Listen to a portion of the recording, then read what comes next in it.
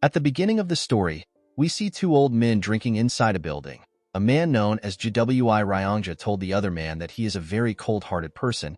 He could not believe that the man only wanted to have one cup of drink after seeing him for the first time in decades. Ryongja poured the man some liquor. The moment he poured the liquor, Ryongja remembered that he and the man first met when they were quite young. 40 years ago, a younger version of the man stepped into Ryongja's house and asked him to use the Great Regression Technique to send him back to the past. The younger Ryongja was surprised to hear this. The Great Regression Technique is one of the great achievements of the GWI family. It is a technique that has been researched for centuries, and it has been passed down in the family. It was a technique that was incredibly difficult to use. Ryongja also tried to complete the technique, however, he had to give up. The man gave up after seeing the 5 materials needed to complete the technique. He knew that he could never get these materials. When the man came to Ryongja's house, he saw it as an opportunity to try to gather the materials. He told the mysterious man that he will help him if he can provide the materials that is required for the technique. The first material needed is the Thunder Bell. It is a sacred artifact of the Heavenly Wind cult. The next is the Divine Incense Brazier. This is a sacred artifact of the Divine Dragon family. The next is the core essence of the 10,000 years carp. The fourth item is the secret demonic soul of the demonic cult. The fifth material needed is 5 million Niang. Ryongja did not ask for this material because he could easily get it. To Ryongja's surprise, the mysterious man was able to obtain the first 3 items over several decades. However, for him to get the secret demonic soul of the demonic cult, the man had to disappear from the world for a long time. The scene shifts and we are taken back to the present. Ryongja told the man that he believed that he already died in an unknown valley. He asked the man to tell him how he was able to gather all the materials.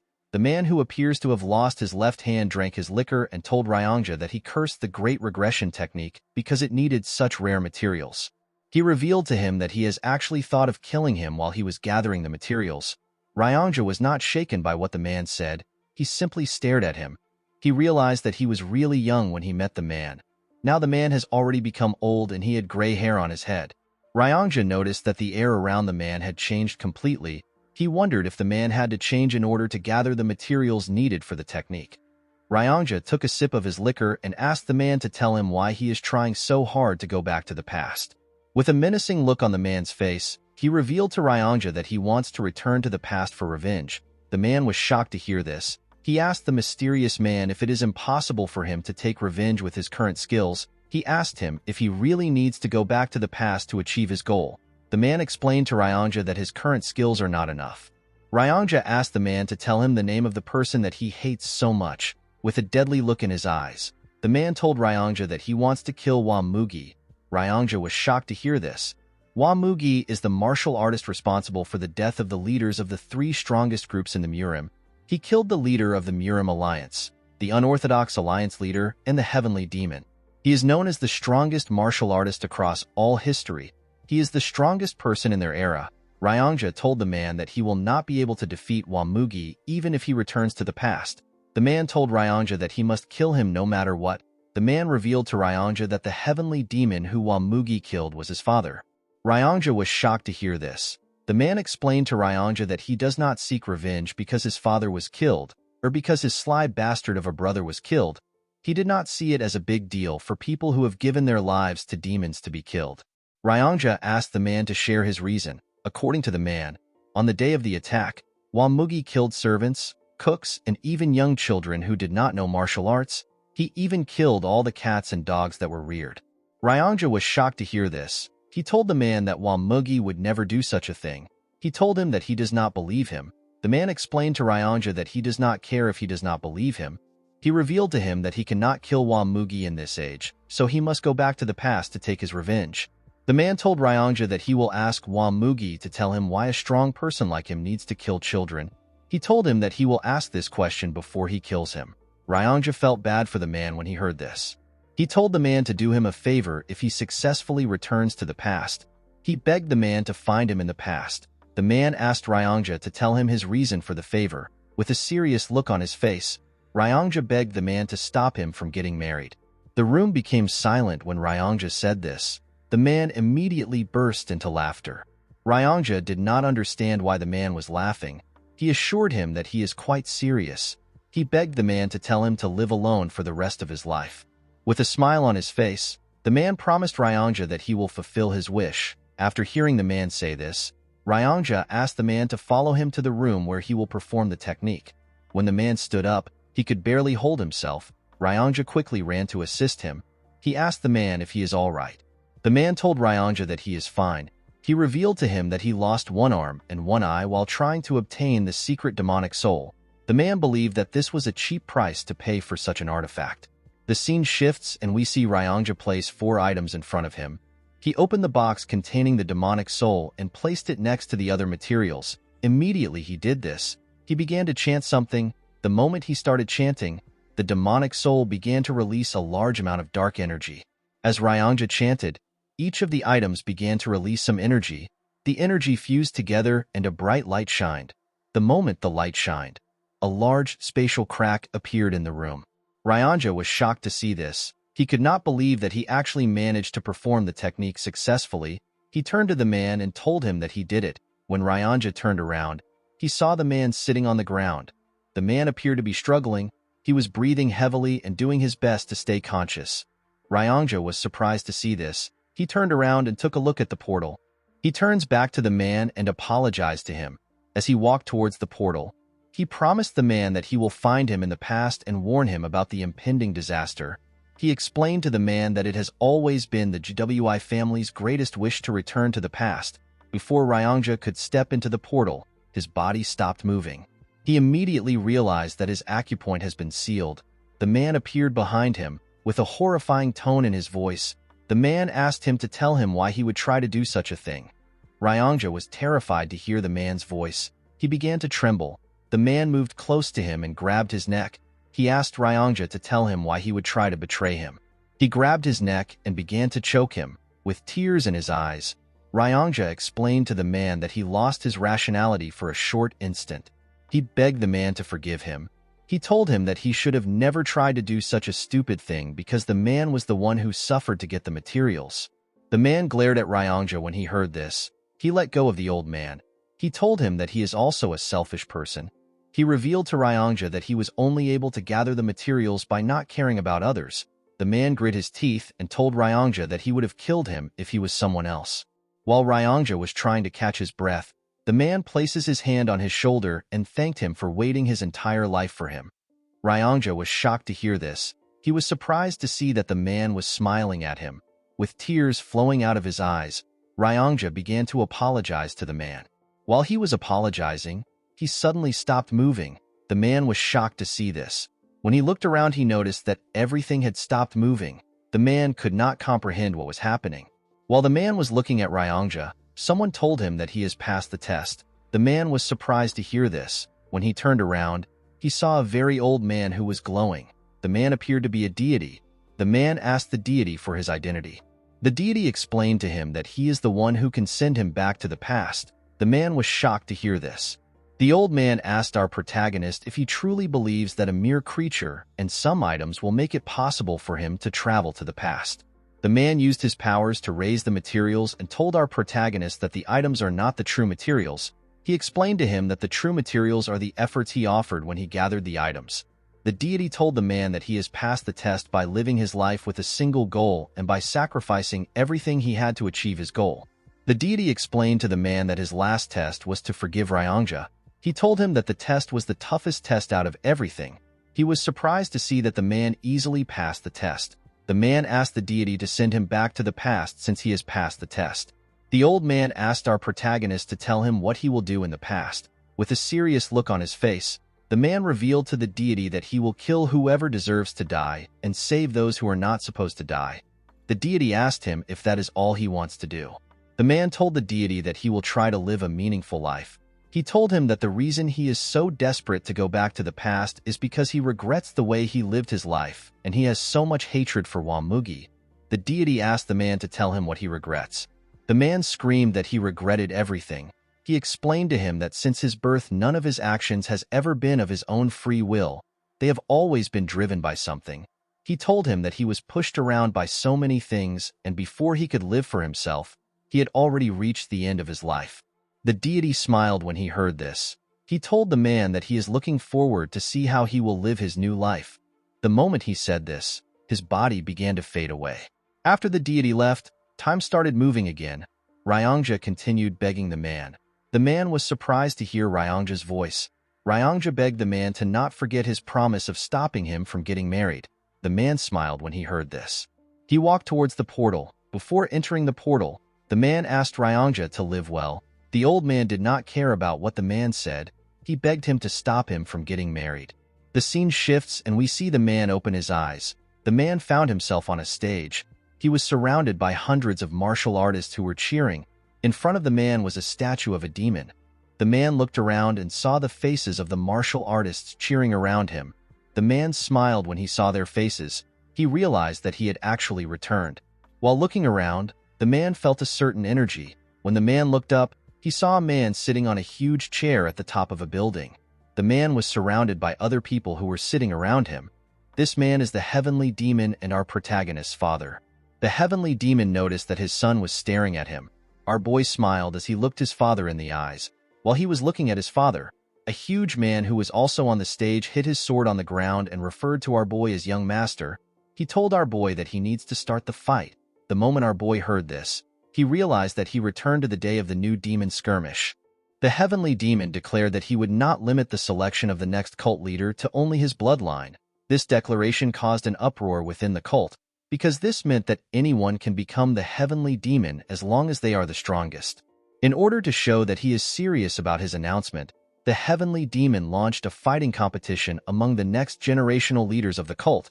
The competition is known as the New Demon Skirmish. The victor of the New Demon Skirmish will be given the chance to challenge one of the heavenly demon's two sons. Whoever wins the fight will be given one wish for the heavenly demon to grant. The big idiot currently in front of our boy chose to challenge him in order to get the wish. The man asked our boy to simply give up. While staring at the idiot, our boy remembered how angry he was that the man chose him in the past. He was offended because the man thought that he was weaker than his older brother. However, the truth was that the man chose him for a different reason. The man had bribed the cook in our boy's kitchen. He made the cook mix energy-dispersing poison into his rice. He did this to stop our young master from temporarily using his energy. Our boy lost the match because of this dirty trick. He tried to explain everything to his father, but the heavenly demon did not respond to him. Instead, he looked at his son with eyes that seemed to be blaming him for falling for such a petty trick. Our boy made up for his defeat by doing a few things that pushed him to his limit. Due to the mistakes and failures he experienced, he slowly lost his place in the succession war. Our boy realized that his predicament started from this particular defeat. Due to the fact that the young master did not say anything, the huge man asked him if he is distracted despite being in a fight. Our boy did not know how to respond to this. He asked the idiot for his name. The huge man was annoyed to hear this. He told the young master that his name is Gu Pyungo. He asked our boy if he is ignoring him. The moment he said his name, the man remembered him. He remembered that Gu Pyungo is one of the 7 disciples of the 8 demon supremes. His master's name is Gu Qianpa, and he is known as Blood Heaven Sword Demon. Pyungo is the 5th disciple of Qianpa. Pyungo told the young master that he must be confident in his abilities for him to mess with him. The man did not reply to the idiot. He turned to see his father. While looking at the heavenly demon, our boy noticed something. While looking at his father's eyes, he could tell that his father already knew that he was poisoned with the energy-dispersing poison. The heavenly demon was simply observing how our boy would take care of this problematic situation. Due to the fact that the man still had what he learned in his past life, he was certain that he could defeat Pyungo in a single move without any inner energy. However, the man did not want to show his true skills. He believed that he needed to hide his skills for now. Our boy raised his hand up and said that he has an announcement to make. He told the martial artist that he is willing to fight Pyungo without any inner energy. The martial artists and Pyungo were shocked to see this. The martial artists began to scream and cheer for our boy. They referred to him as the Unrivaled Swordsman. Pyungo was shocked to see this. The big idiot panicked and raised his hand up. He told everyone that he will also not make use of any inner energy. The martial artists stopped cheering when they heard this. They did not understand why Pyungo was not fighting with his inner energy. They believed that the duel will be boring if 2 people fight without inner energy. Pyungo was annoyed to see how everyone dismissed his announcement. He picked up his sword and told our boy that even though he is not using any inner energy, his sword has no eyes. He told him that his sword can cut anything it touches. The man was not listening to the idiot. He was more focused on the fact that his younger body felt foreign to him. He wondered if he will be able to move his body the way he wants. Pyongo took a stance and asked our boy to unsheath his sword. The man threw his sword to the ground and told the idiot that he does not need it against him. The martial artists began to laugh when they heard this. They told Pyongo that our boy is looking down on him. The idiot was embarrassed to hear this. He told our boy that he will not kill him because he is the son of the cult leader. He assured him that he will take one of his hands. The moment he said this, he rushed to attack the man. When Pyongo launched his first attack, the man easily dodged it. The man was surprised to see that his body was even faster than he thought. Pyongo moved to the side and tried to cut our boy's head off. Our boy jumped before the sword could touch him. The moment he landed on the ground, he placed his hand on his chest to see how fast his heart was beating. He was happy to see his heart beating with so much strength. Pyongo was annoyed to see that the man was ignoring him. He rushed to attack him. This time our boy closed the gap between himself and the idiot. He used his elbow to hit the man in his chest. Pyongo screamed out in pain. Before he could fall to the ground, the man used his hand to hit him in the head. The attack was quite heavy. It made Pyongo cough out some blood. Before Pyongo could fall to the ground, our boy grabbed his cloth and pulled him. He took a stance and attacked the idiot with several punches. Pyongo could not do anything but take the punches. Pyongo fell on his knees as blood gushed out of his mouth and nose. The moment he fell to his knees, the man grabbed his right hand. He raised his leg up and asked Pyongo if this was the hand he used to give the cook the poison. Pyongo was shocked to see that our boy knew about the poison. Unfortunately for the poor bastard, our boy used his knee to snap his hand. Pyongo screamed out in pain as tears fell from his eyes. The martial artists were quite shocked to see what the young master did. While shaking in pain, Pyongo fell to the ground. While staring at the idiot, our boy swore to himself that he will no longer let people like Pyongo influence how he lives his life. While he was looking at Pyongo, someone raised his hand. The martial artist became silent when they saw the person that raised his hand. The heavenly demon raised his hand and told his son that he will grant him a wish. He asked our boy to tell him what he desires. In this situation, people would usually request for an artisan sword or a secret martial arts manual. Our boy decided to follow his instinct. He told his father that he wants to go on a hunt with him. The heavenly demon did not expect such a request. Pyongo and the other martial artists were also shocked to hear the request. The heavenly demon asked his son if he is certain about his wish. With a smile on his face, the man told his father that he heard that he loved hunting when he was younger. He explained to his father that he wants to learn how to hunt from him. The heavenly demon simply glared at his son. He could not tell what he was thinking. He stood up from his chair and told him that they will depart tomorrow at dawn. The moment he said this, he turned around and walked away. As the heavenly demon walked forward, the 8 Supremes stood up and bowed their heads. After the heavenly demon left, some men stepped on the stage to assist Pyongo. Pyongo told our boy that he made a lousy request. With a smile on his face, our boy asked the idiot to tell him his name again. Pyongo was annoyed to hear this. He begged someone to kill the man. While watching Pyongo leave, the man told himself that he no longer has any interest in the reckless lives that everyone lived. The scene shifts and we see the man at his residence. He looked at the mirror to confirm if he was truly young again. The man was surprised to see that he was no longer his old self. While staring at the mirror, the man wondered about what Wamugi was currently doing. The man knew that he could easily resolve his issues by finding Wamugi and killing him before he becomes strong. However, the problem was that the martial artist was difficult to find. In the past, Wamugi suddenly appeared the Jianghu as if he fell out of the skies. After he destroyed the Murim Alliance, the Unorthodox Alliance, and the demonic cult, he hid himself from the world, so there isn't a lot of information about him.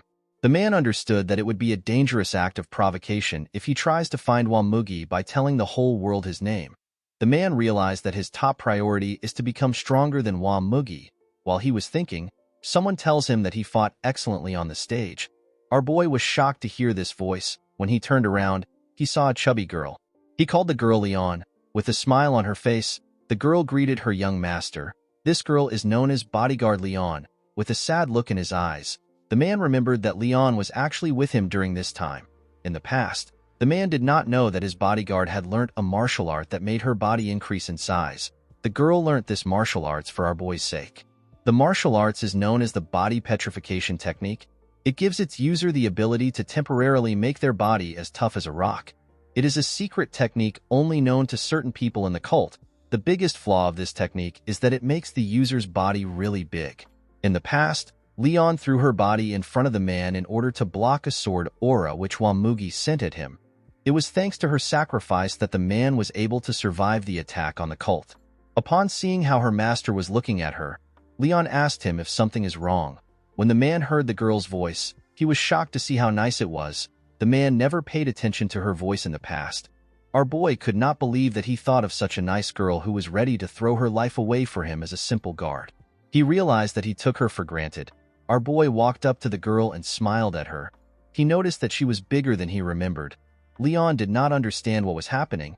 She did not know why her master was acting weird. When Leon was younger, people thought that she would become the most beautiful woman in the world once she gets older. The girl who used to be so beautiful suddenly became fat one day.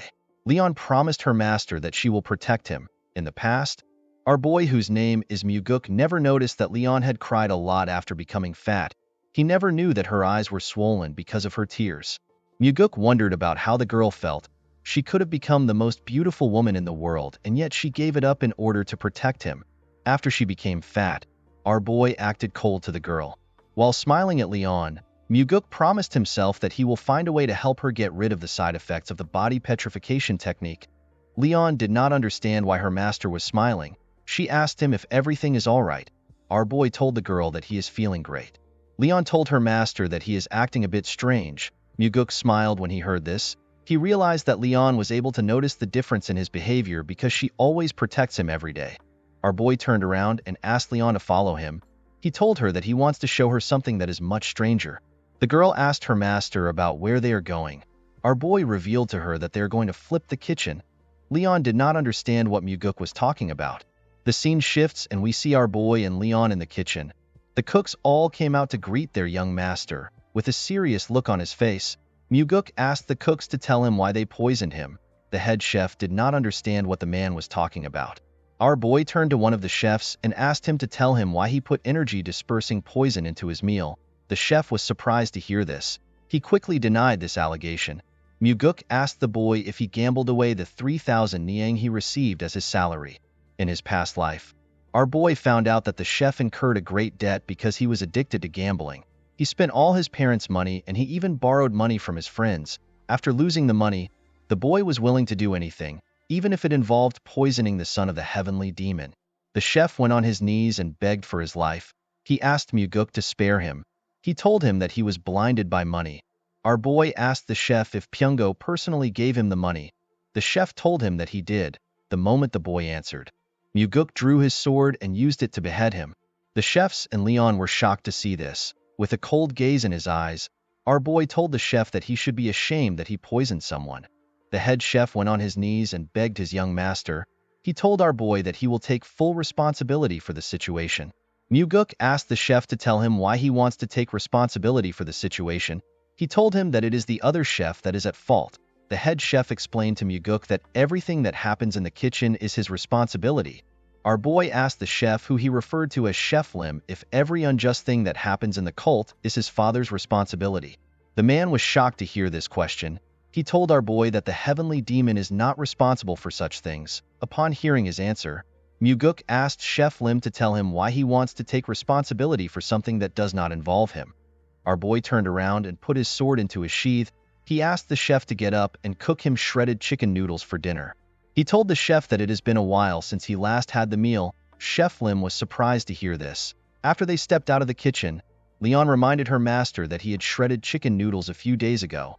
Our boy smiled when he heard this. He did not know how to tell his bodyguard that it has been a few decades since he last had the meal. The next day, we see the heavenly demon standing in front of the heavenly demon pavilion. The heavenly demon changed his clothes from his usual robe to a hunting attire. When the man saw his son, he asked him to tell him why he is carrying so many useless things. Muguk explained to his father that he is carrying things that are needed for a few days' hunt. The heavenly demon was surprised to hear this. He told his son that he only planned to hunt for a day. Muguk told his father that he might change his mind and spend a few more days hunting. The heavenly demon walked past his son and told him that he has an ambitious dream. The scene shifts and we are taken to the mountains. We see Muguk walking next to his father. While walking, the heavenly demon told our boy that he is more skilled than he thought. Our boy was surprised to hear this. He realized that his father was able to find out that he was hiding his skills when he fought Pyungo. Muguk decided to tell his father the truth. He revealed to the heavenly demon that he was hiding his skills. The man told his son that he knew. Muguk explained to his father that he is not a cat that hisses. Instead, he is a beast that is hiding his claws. The heavenly demon turned around and asked his son to tell him why a beast would hide its claws. Muguk was surprised to hear this question. He told his father that he has never thought about such a thing. The man told his son that he did not think about it because he is still a cat. The heavenly demon asked Muguk to tell him how far he has gotten in mastering the soaring sword art. The soaring sword art is a sword arts passed down only to the heavenly demon's bloodline. It is seen as an extremely advanced martial arts that is similar to the martial arts learnt by the demon supremes. With a confident smile on his face, Muguk told his father that he has completely mastered the martial arts. The moment he said this, the heavenly demon attacked him with a small amount of energy. Our boy barely dodged the attack by moving his head. The attack created a hole in his bag. Muguk was relieved that he was able to dodge the attack. He knew that his face would already be gone if the attack had touched him. The heavenly demon was surprised to see that his son actually managed to completely master the soaring sword arts.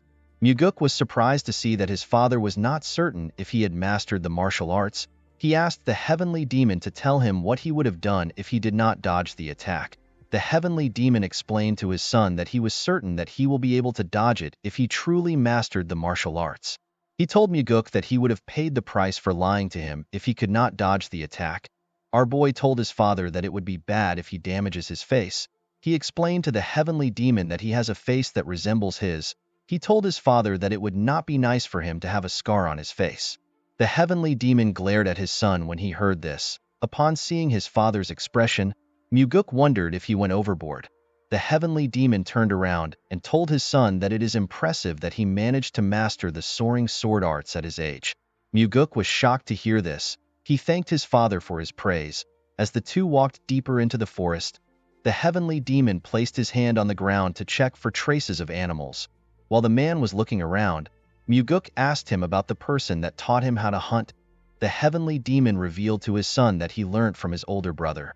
Muguk was shocked to hear this. He could not believe that he had an uncle. The heavenly demon revealed to Muguk that he killed his brother when he was the same age as him. Our boy told his father that he did great. The heavenly demon was shocked to hear this. Muguk told his father that he would have not been born if he did not do what he did. The man simply glared at his son. He turned around and walked forward. While watching his father walk, our boy realized that even his father would have hated having to fight his own family. Muguk had seen so many situations like this in the past. Our boy realized that the stronger a person seems, the deeper their wounds would be. The heavenly demon told his son that he could not find a solution when he was younger. Muguk clenched his fist and told his father that he also cannot do it. He told his father that he cannot do something which even he was not able to do. The man turned around when he heard this. With a serious look on his face, Muguk told his father that he cannot find a way because his brother is vicious and cruel. The heavenly demon asked his son if he is speaking ill of his brother because he is not around. The scene shifts and we see our boy and his father climbing a mountain. While he was running on the mountain, Muguk contemplates about the fact that he never got married in his past life. Due to this, our boy did not know what it felt like to have children. Muguk was curious about how his father saw him. When they arrived at the top of the mountain, they saw a large forest in front of them. Muguk asked his father if something is inside the forest. The man told his son that their dinner is inside the forest. Muguk quickly took out his bow. He told his father that they need to kill the animal. The heavenly demon asked his son to tell him how he plans to kill something that he cannot even see. He asked Muguk to close his eyes and feel his surroundings. Our boy was surprised to hear this. He decided to follow his father's orders. Muguk closed his eyes and released some energy. When martial masters try to find their opponents, they sense the vibrations in the air. People usually refer to this as the energy flow of a being. When Muguk closed his eyes, he could only feel one energy flow in the surrounding. This was his father's terrifying energy. The heavenly demon asked our boy to send out some of his energy in a single line. He asked Muguk to make the energy thinner without breaking it. He asked our boy to think of his body as a ball of yarn. He told him to slowly discharge his energy as if he is pulling out a thread. Muguk followed his father's instructions and carefully moved his energy. While moving his energy, our boy hit something. The heavenly demon asked him if he has reached something. Our boy told his father that he sees a tree. The heavenly demon asked his son to search the vicinity slowly. As Muguk carefully moved his energy away from the tree, he pushed it into the forest. The moment he got past the tree, Muguk's energy hit a boar which was in the forest. Our boy was shocked to see this. He told his father that it is a wild boar. He told him that the animal has stiff fur and a long body. The heavenly demon was surprised to hear this. He told his son that he is correct. While staring at Muguk, the man told him that he was not able to quickly guess the animal from their current distance. With a smile on his face, Muguk told his father that he was blessed with a body that is gifted in martial arts. He told him that he can do this level of work easily. The heavenly demon simply glared at his son when he heard this. At night, we see our boy roasting the boar. The heavenly demon asked his son to tell him how he is able to cook hunted animals. Muguk told his father that he learnt from a book. The heavenly demon was surprised to hear this. He told Muguk that he is too skilled for someone who learnt from a book. Our boy told his father that he is glad that he looks skilled. In Muguk's past life, he hunted countless boar for food, so this was not a difficult thing for him. Our boy told his father that he prepared the tiger skin he is sitting on in order to win his favor. The heavenly demon asked his son if he wanted to hunt with him in order to impress him and become the successor. Muguk told his father that such a stupid thing would not work on him. He assured his father that he can become the successor without his help. The man was surprised to hear this. He told his son that he is quite confident. He asked Muguk to tell him why he wanted to hunt with him. Our boy revealed to his father that he has two reasons for hunting with him. The first is to learn whatever he could from the heavenly demon. Muguk told his father that he has already achieved his first goal. The man asked his son to tell him what comes next after strength. Muguk explained to his father that he is not trying to become strong because he wants to become the heavenly demon. He told his father that he does not want to waste his youth trying to become the heavenly demon, especially when his father is still strong and healthy. Muguk took a look at the stars and told his father that he is satisfied with learning the heavenly demon martial arts by becoming the successor. While looking at the stars, our boy reminded himself that he has to learn and master the 9 calamities demonic arts. Muguk quickly removed this idea from his head. He told himself that he has to go beyond the martial arts because even his father who mastered the 9 calamities demonic arts still lost to Wamugi. While he was lost in the stars, the heavenly demon asked his son to tell him his second reason. Muguk revealed to his father that he wanted to spend some time alone with him. The heavenly demon smiled when he heard this. He told his son that he has a useless emotion that will get him killed. Muguk asked his father to tell him why it is useless.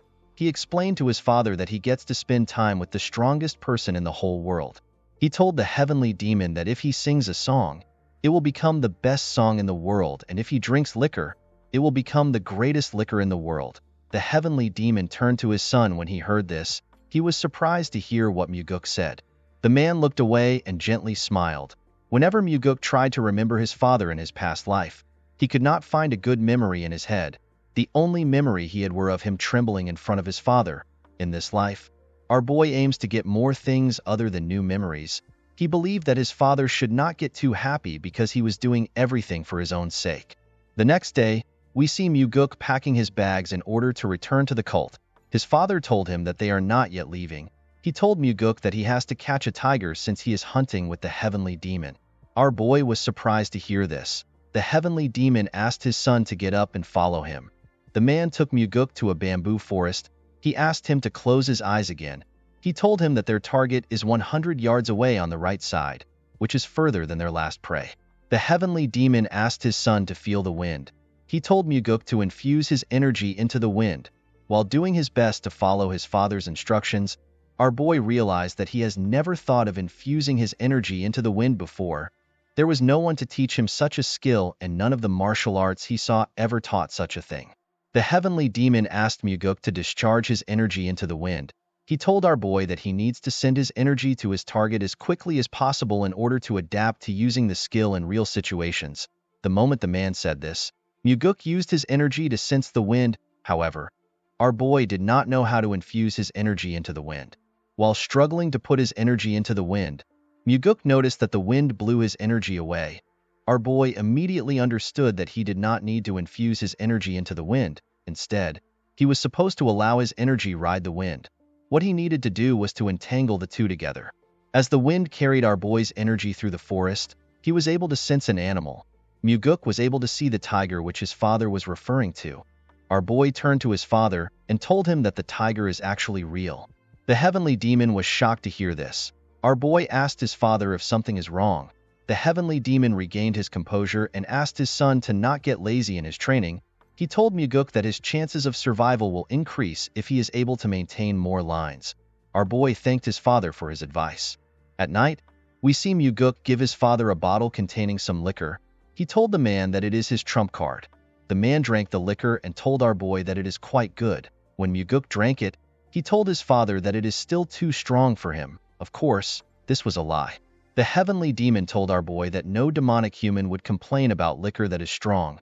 Muguk told his father that it is more important to have a vicious heart than to be good at drinking liquor. The heavenly demon asked his son if he can kill him to save himself. Muguk revealed to his father that no child can kill his parent to save himself. Of course, this was not true. Our boy knew that he could kill anyone as long as he had enough reasons to. Muguk realized that this was his first time having a proper conversation with his father, and yet he still treasured his life more than his father's own. The heavenly demon told his son that he does not have a vicious heart if he is hesitant about killing him. Our boy told his father that he will learn how to drink strong liquor first. With his eyes filled with curiosity, the heavenly demon watched his son as he drank his liquor.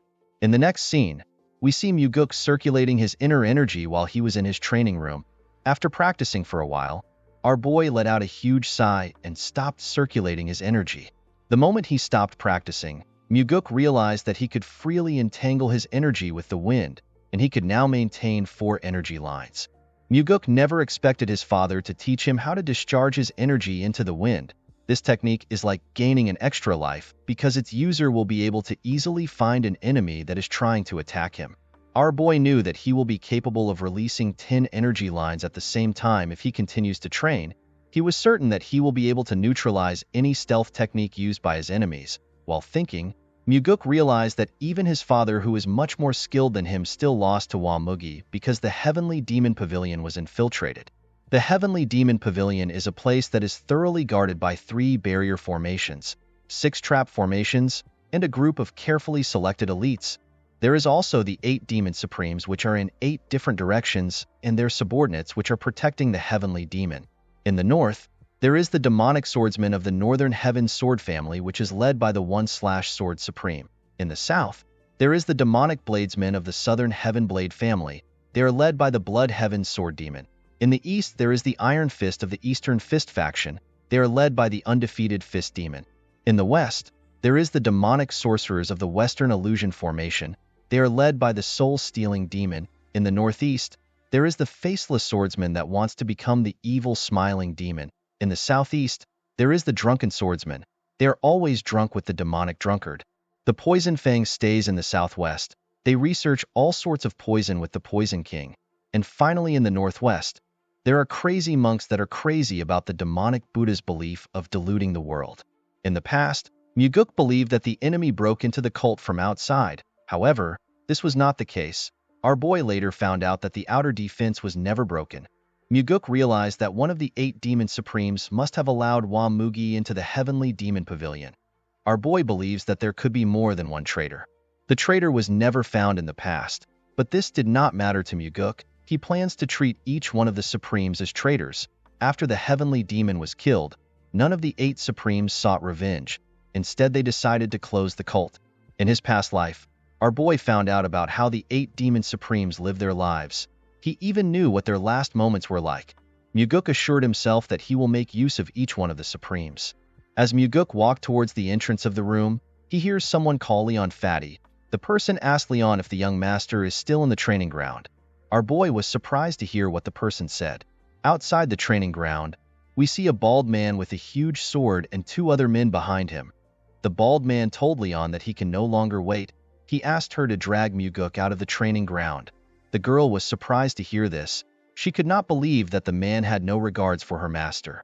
Before she could say anything, our boy stepped out of the house and asked the girl to tell him what she is doing. Leon was surprised to see her master. Muguk walked up to the girl and reminded her that he asked her to do her own thing while he is training. Our boy asked her if she was waiting outside for him the whole time he was training. The bald man moved close to Muguk. He asked him to tell him why he suddenly decided to train for days. Our boy immediately recognized the man. He realized that this man is Yang Pu. He is a disciple of the Blood Heaven Sword Demon. He noticed that the man was speaking to him without fear. Muguk could not blame Yang Pu because he was only being disrespectful because of the Heavenly Demon.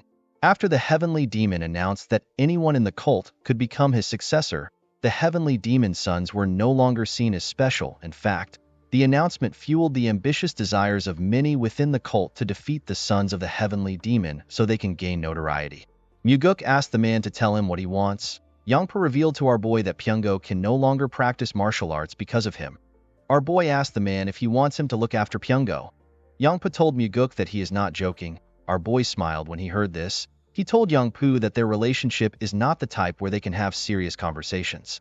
The man told our boy that he needs to take responsibility for crippling Pyungo. He asked Muguk to apologize to the idiot officially. Our boy immediately understood why Yangpu wanted the apology, due to the fact that the Blood Heaven Sword Demon's best disciple was not selected. His other disciples are trying to impress him by doing whatever it takes. Yangpu wanted Muguk to give out an official apology so that he can take credit for not letting the Blood Heaven Sword Demon look bad. Our boy smiled and told Yangpu that his master will not still choose him as his best disciple because of an apology. Yangpu became nervous and told Muguk that he is spouting nonsense. He told our boy that he only came for Pyungo's sake. With a horrifying look on his face, Muguk told the idiot that he wants an apology from him. Yangpu asked our boy to tell him what he has to apologize for. Our boy asked the man to apologize to Leon for speaking rudely to her. Leon was surprised to hear this. Yangpu was also surprised to hear this. Leon turned to her master and told him that she is fine. Muguk told the girl that he is not fine with it. Leon was surprised to hear this. Muguk walked forward and asked Yangpu to get on his knees and apologize to Leon for speaking rudely. Yangpu laughed and pointed at Leon. He asked Muguk if he wants him to kneel to the fatty. Our boy could not believe that the idiot continued to spout nonsense. Yangpu laughed and told Muguk that he would rather die than kneel to Leon. Our boy smiled when he heard this. He had been waiting to hear these words. He drew his sword and told Yangpu that he will grant his wish. Yangpu and his boys were shocked to see this. Leon was also surprised to see this. Yangpu told our boy that he has gone crazy. With a serious look on his face, Muguk told the man that he can either kneel down and apologize or fight him. Our boy reminded Yangpu that his master would not like it if he retreats. The man became worried when he heard this. He asked Muguk to tell him why he is going so far. Muguk explained to the man that he does not really care if Yangpu came to look for him. He told the man that he will never allow him to insult his subordinates. Leon was shocked to hear this. Yangpu was annoyed to hear this. He asked Muguk if he is really going to kill him because of a fat pig. Our boy smiled when he heard this. He told the man that Leon means a lot to him. Upon hearing this, Yangpu drew his sword. His friends asked him to not fight the young master. Leon wanted to interfere when she saw the man draw his sword. Muguk used his hand to tell her to stop. Yangpu took a stance and told our boy that he will only take one arm because he is the son of the Heavenly Demon. Yangpu's friends and Leon became worried when they saw the man take a stance. Yangpu easily closed the gap between Muguk and himself. He tried to cut off our boy's hand. Unfortunately for him, Muguk dodged the attack by going low. While he was below him, Muguk stabbed Yangpu's head through his mouth. His friends and Leon were shocked to see this, as blood dripped out of his mouth. Our boy told the man that his mouth is the cause of his death. He told Yangpu that he used his mouth to insult his subordinate and refused to use his mouth to apologize to her. The moment he said this, Muguk took out his sword from the man's mouth. He watched Yangpu as he fell to the ground. Yangpu's friends ran to help him. One of them asked our boy if he can handle the consequences for his actions. Muguk told the man that his mouth resembles Yangpu's own. The man was horrified to hear this. With a terrifying look on his face, Muguk asked the two men to pass on his message exactly the way he says it. He told them that he will find them at dusk if they do not do as he says. After telling them his message, our boy allowed the two men to carry Yangpu's dead body away. As the men walked forward, Leon walked up to her master. She asked him to tell her why he killed the man.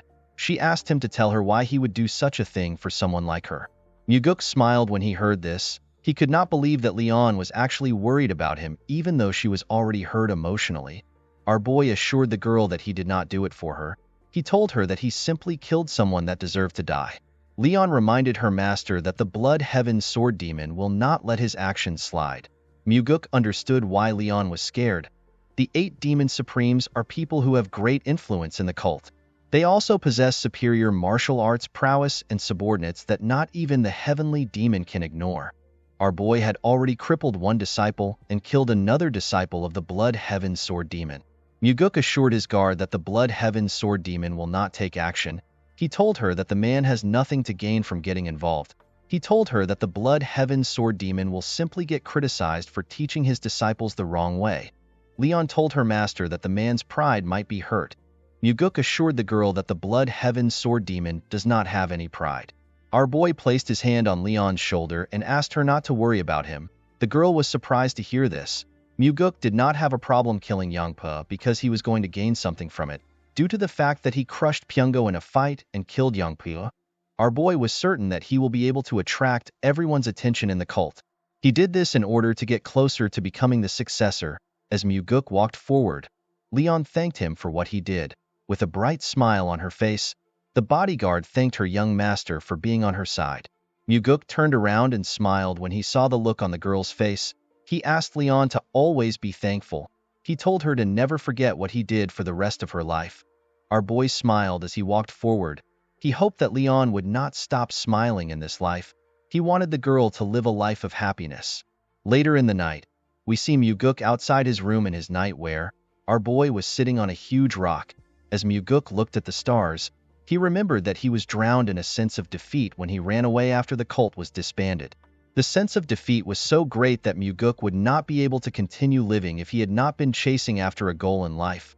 Our boy wondered about how his life would have been if he had not found out about the Great Regression Technique. While he was thinking, our boy felt something terrifying. When he turned to his side, he saw a huge sword next to his neck. The sword was showing him his reflection.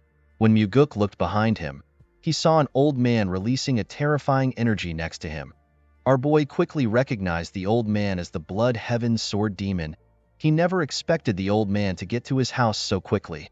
While looking at the sword next to his neck, Muguk wondered if he could dodge the sword with his current strength. Our boy immediately knew that he could not dodge it. This is because his inner energy is severely lacking. While Muguk was sweating in anticipation of the man's choice, the old man took his sword away from his neck and sat next to him. With a smile on his face, the Blood Heaven Sword Demon asked Muguk to tell him why he behaved the way he did. Our boy told the man that his subordinate acted like a fool. Our boy asked the Sword Demon if he came to pick a fight with him because he is the youngest son of the Heavenly Demon. The old man raised his sword up and put it next to our boy's throat. He asked Muguk if he should cut off his head and show it to the Heavenly Demon. He told our boy that he wants to see if his father will care.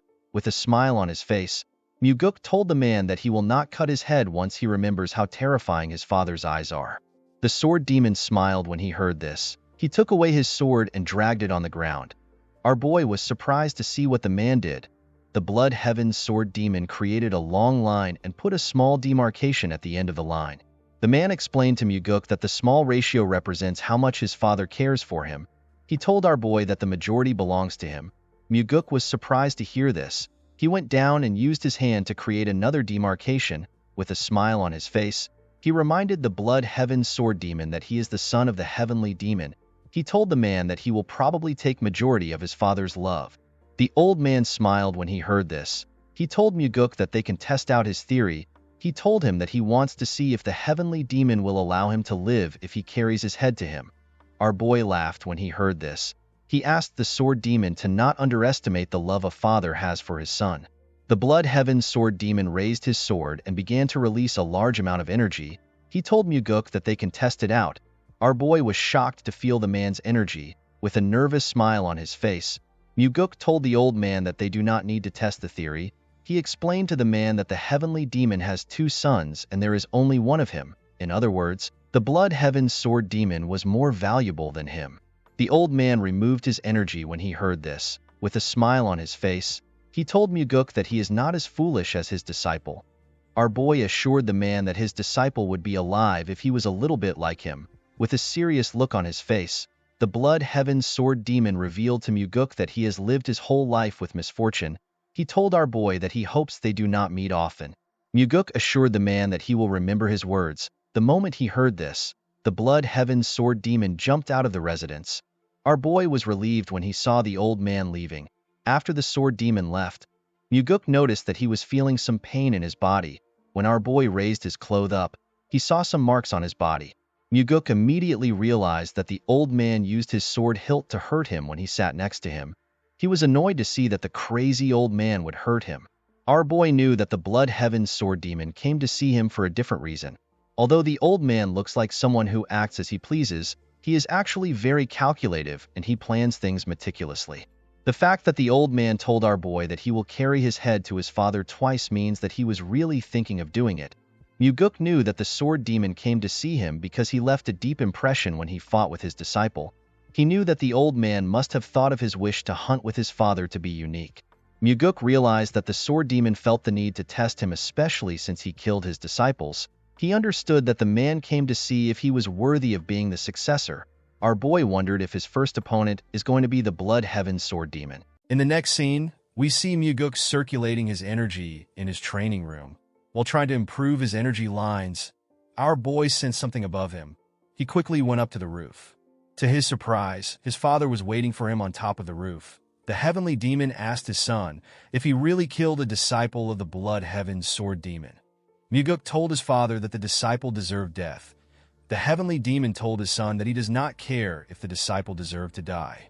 He explained to our boy that the Blood Heaven Sword Demon came to him with the issue. He told Muguk that the old man wants him to receive punishment. Our boy was surprised to hear this. He could not believe that the Blood Heaven Sword Demon would meet his father because of his disciple. He was more surprised to hear that the old man wanted him to be punished. The heavenly demon understood why his son was surprised. He told him that the Blood Heaven Sword Demon is not the kind of person who would make such a request over a single disciple's death. Muguk immediately understood that the Blood Heaven Sword Demon is trying to test the relationship his father has with him. The old man wanted to see if the heavenly demon will punish his son and the kind of punishment he will give our boy. He did this to see if the heavenly demon considers our boy as one of the successor candidate. While staring at his son, the heavenly demon told him that he intends to punish him. Muguk was surprised to hear this. He told his father that he has no justification to punish him. The heavenly demon assured his son that a reason can be created. Muguk was surprised to hear this. He did not understand what his father was thinking. The heavenly demon reminded his son that he asked him about which demon supreme he trusts the most while they were hunting. When Muguk asked this question, his father did not give him an answer. Presently, the heavenly demon revealed to his son that he does not trust anyone in the cult. Muguk was shocked to hear this. The man reminded our boy that he told him that they need to set hierarchy and discipline within the cult. The heavenly demon asked his son to tell him how he wants to do this. He told him that he is not interested in hearing stupid answers. He asked Muguk to share his true thoughts. Muguk realized that his father was truly asking for his opinion. Our boy told his father that their cult has lost the path of the demon. The heavenly demon was surprised to hear this. He asked his son to tell him what the path of a demon means to him. Muguk explained to his father that the path of a demon should be the belief that their cult has to defeat absolute evil. The heavenly demon was very surprised to hear his son's answer. Our boy told his father that the Orthodox faction is not the direct opposite of their cult. The heavenly demon asked his son to tell him what their direct opposite is.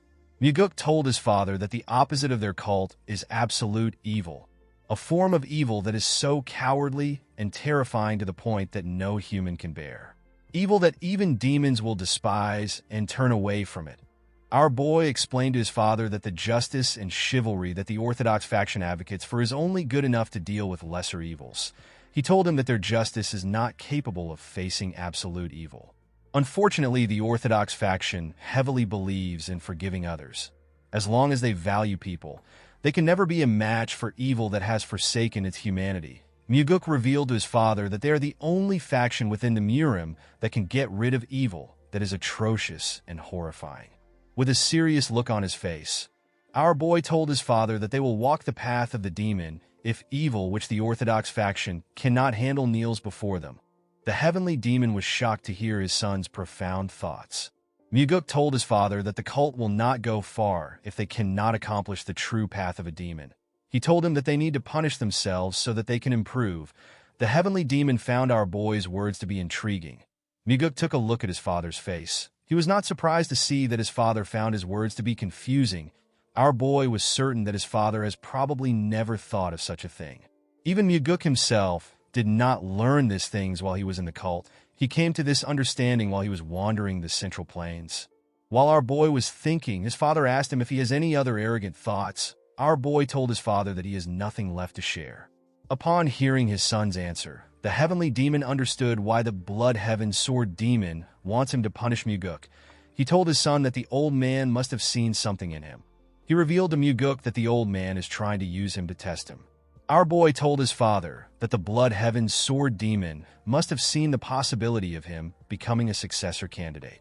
The heavenly demon told our boy that the old man could have also seen him as someone who would mess up the cult. Muguk told his father that it can be anything.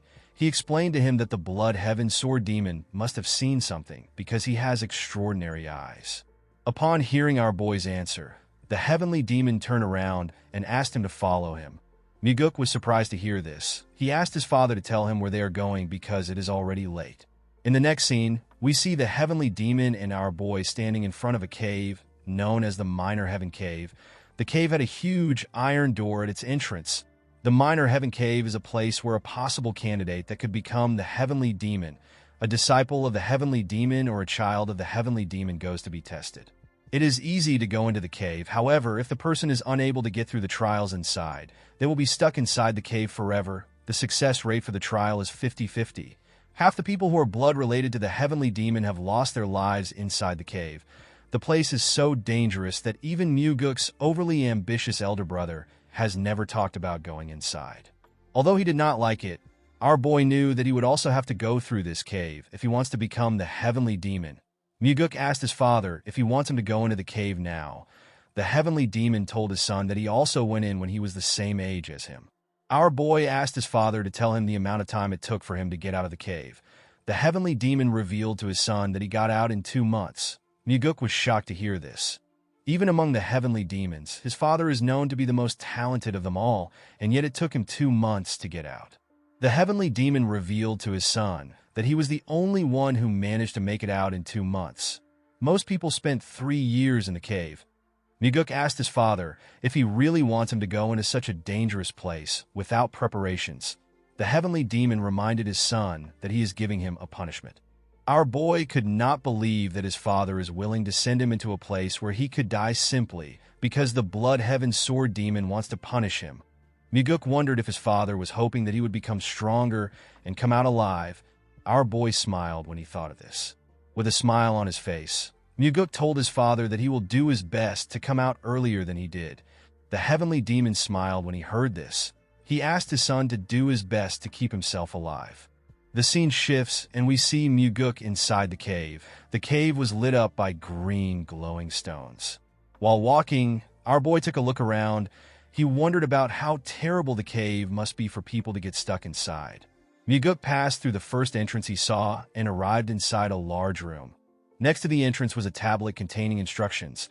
Our boy was asked to cut down his enemies without using sword aura or enhanced sword aura.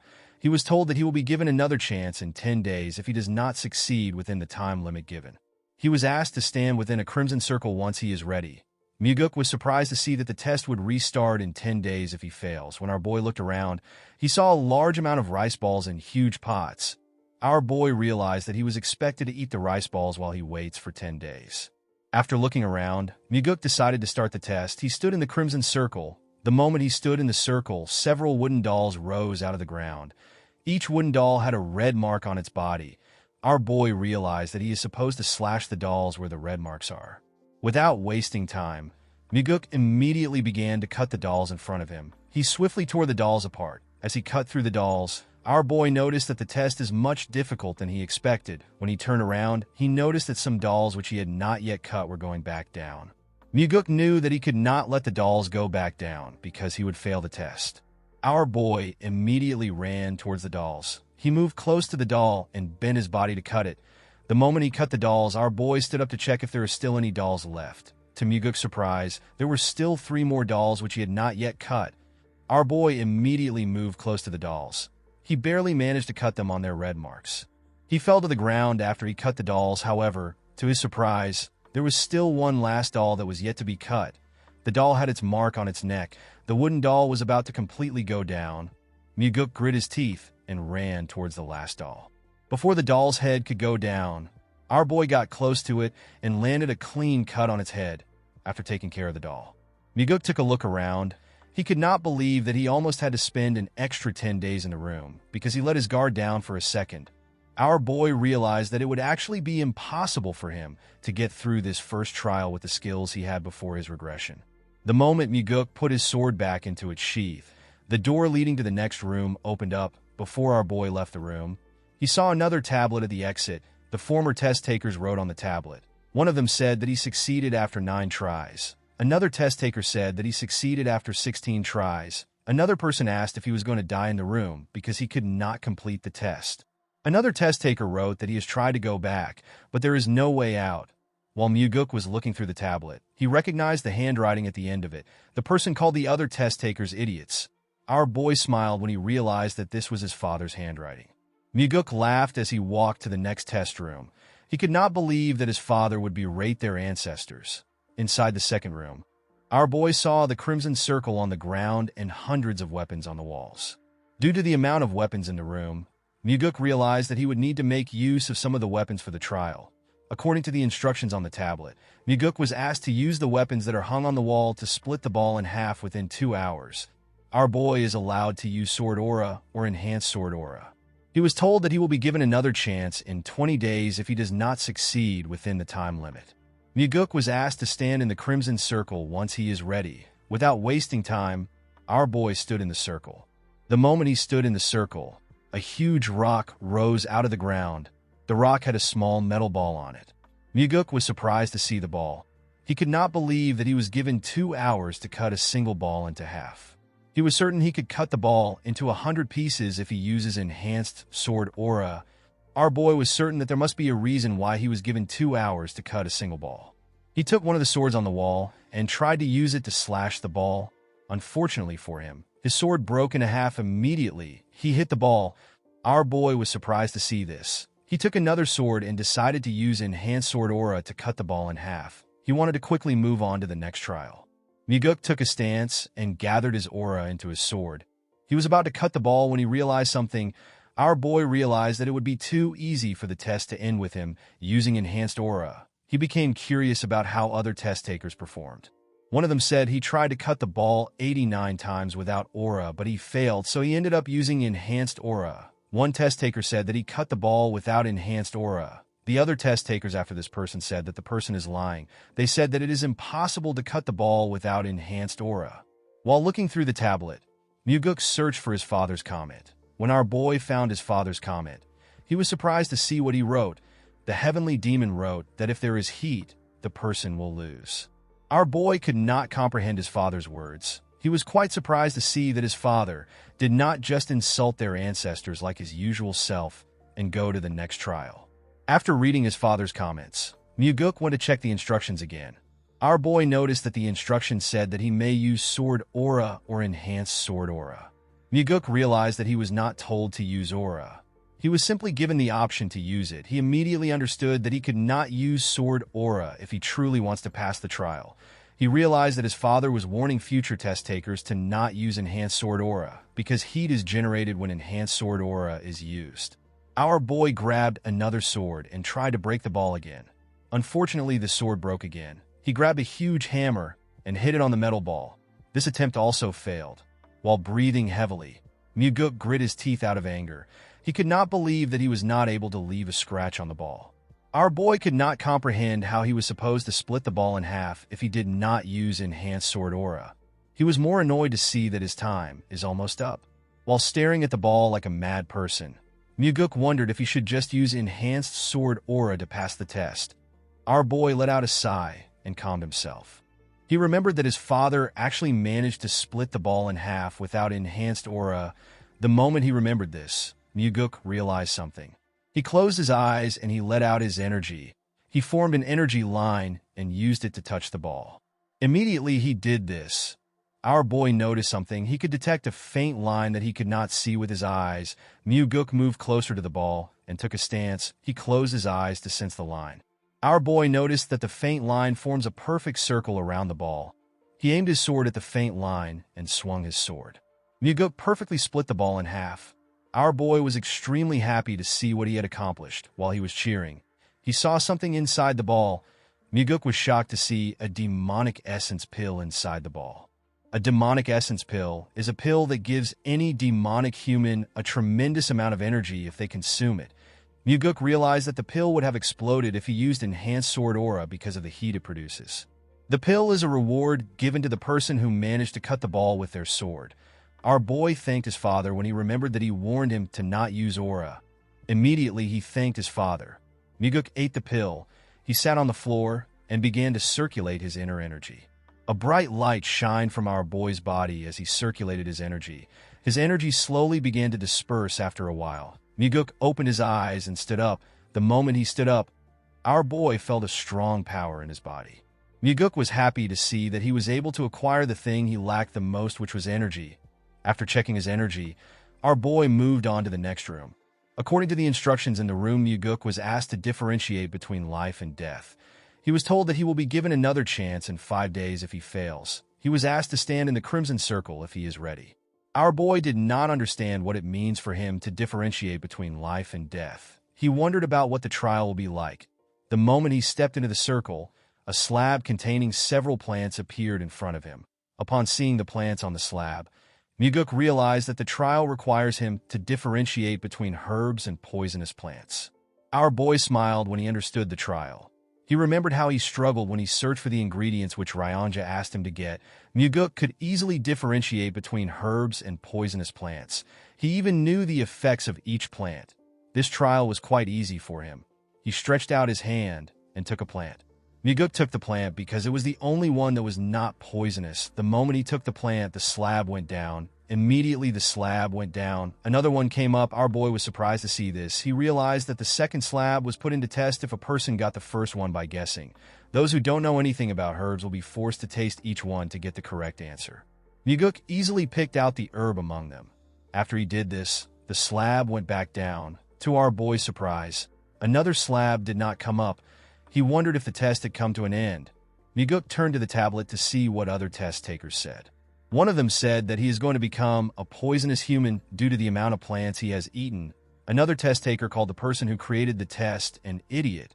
He did not understand why someone would create such a test. A test taker said that he succeeded on his 96th try. Another test taker said that he lost all his hair from eating poisonous plants. Muguk smiled when he saw the comments each person left. Our boy's father said that no one should rely on luck. Upon seeing his father's comment, Muguk realized that his father knew all the plans from the beginning. After seeing the comments, our boy went to the next room. This room is the last trial. According to the instructions, Muguk is expected to survive the illusory life and death trap formation. He was told that he will die if he actually dies in the trap formation. He was asked to stand in the circle when he is ready.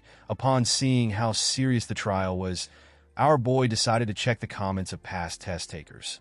One test taker said that he will kill the creator of the illusory life and death trap formation once he becomes the heavenly demon.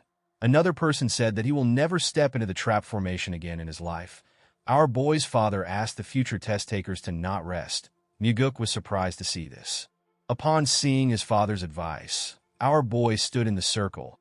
The moment he stepped in the circle, he noticed that the space around him was getting distorted. While he was looking around, Muguk found himself in a desert.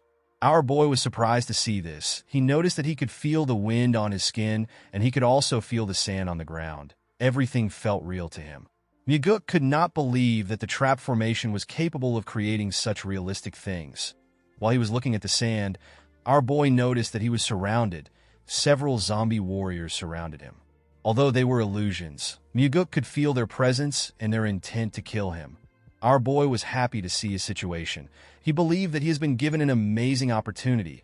Our boy drew his sword and took a stance. The moment he drew his sword, the zombies rushed to attack him. A soldier managed to get close to him and tried to pierce his head. Muguk bent his head to dodge the attack. While he was below the zombie, he stabbed it in the head. The moment he stabbed the zombie, 3 more zombies tried to attack him. Our boy jumped and dodged the attack. Immediately, he landed on the ground. Muguk realized that he could fight freely since he is not dealing with humans. Our boy used his aura to tear apart the zombies close to him. Thanks to the demonic essence pill, our boy was now able to freely use his energy. After he killed the zombies, a larger amount of zombies rushed to attack him. Muguk let out a sigh as the zombies attacked him from every angle before their swords could touch him. Muguk swung his sword with his energy and cut each one of them in different parts. Each of the zombies fell to the ground. When our boy looked around, he noticed that there was no more zombie soldier in the area. He wondered if he was already done. Muguk felt bad that the fight ended so quickly. While he was looking around, our boy smiled. He saw more zombie soldiers in front of him. These soldiers were wearing armors and were far more powerful than the ones from earlier. The zombies rushed to attack Muguk. Among the zombies were archers. The archers shot their arrows at our boy.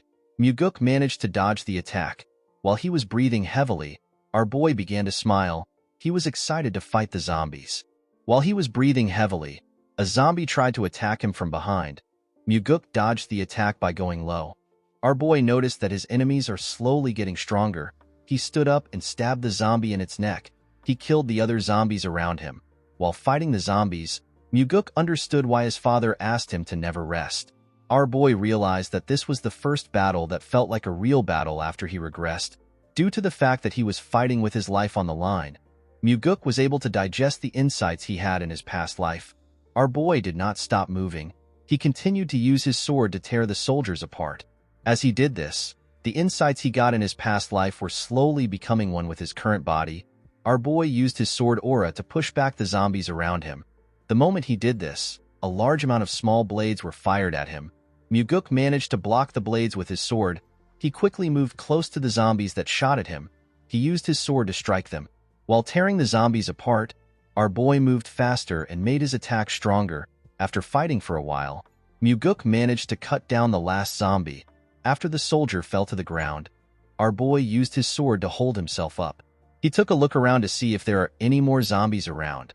Muguk did not see anything except dust in the area. He wondered if the battle was over. While his body was dripping with sweat, our boy returned back to the real world. When he moved close to the exit, he saw a stone tablet. Our boy was congratulated for passing the trial. According to the tablet, our boy was expected to use his new strength for the advancement and prosperity of the heavenly demon divine cult. Muguk smiled when he saw this. He could not believe that he completed the trial in a day when it took his father 2 months. Our boy knew that this information will cause an uproar in the cult. He knew that people would doubt his achievements more than they will praise him because of how fast he was. While looking around, Muguk decided to stay in the cave and continue training. He decided to fully comprehend all the insights he had in his past life. He assured himself that he will make the insights fully assimilate with his current body. In the next scene, we see our boy at the Heavenly Demon Pavilion. Muguk told his father that he took 100 days to clear the trial. He told his father that although he did his best, he could not break his record. The Heavenly Demon asked our boy if he cut the metal ball the right way. Muguk revealed to his father that his hint was a big help. He told the Heavenly Demon that he did not rest at the trap formation of the final trial.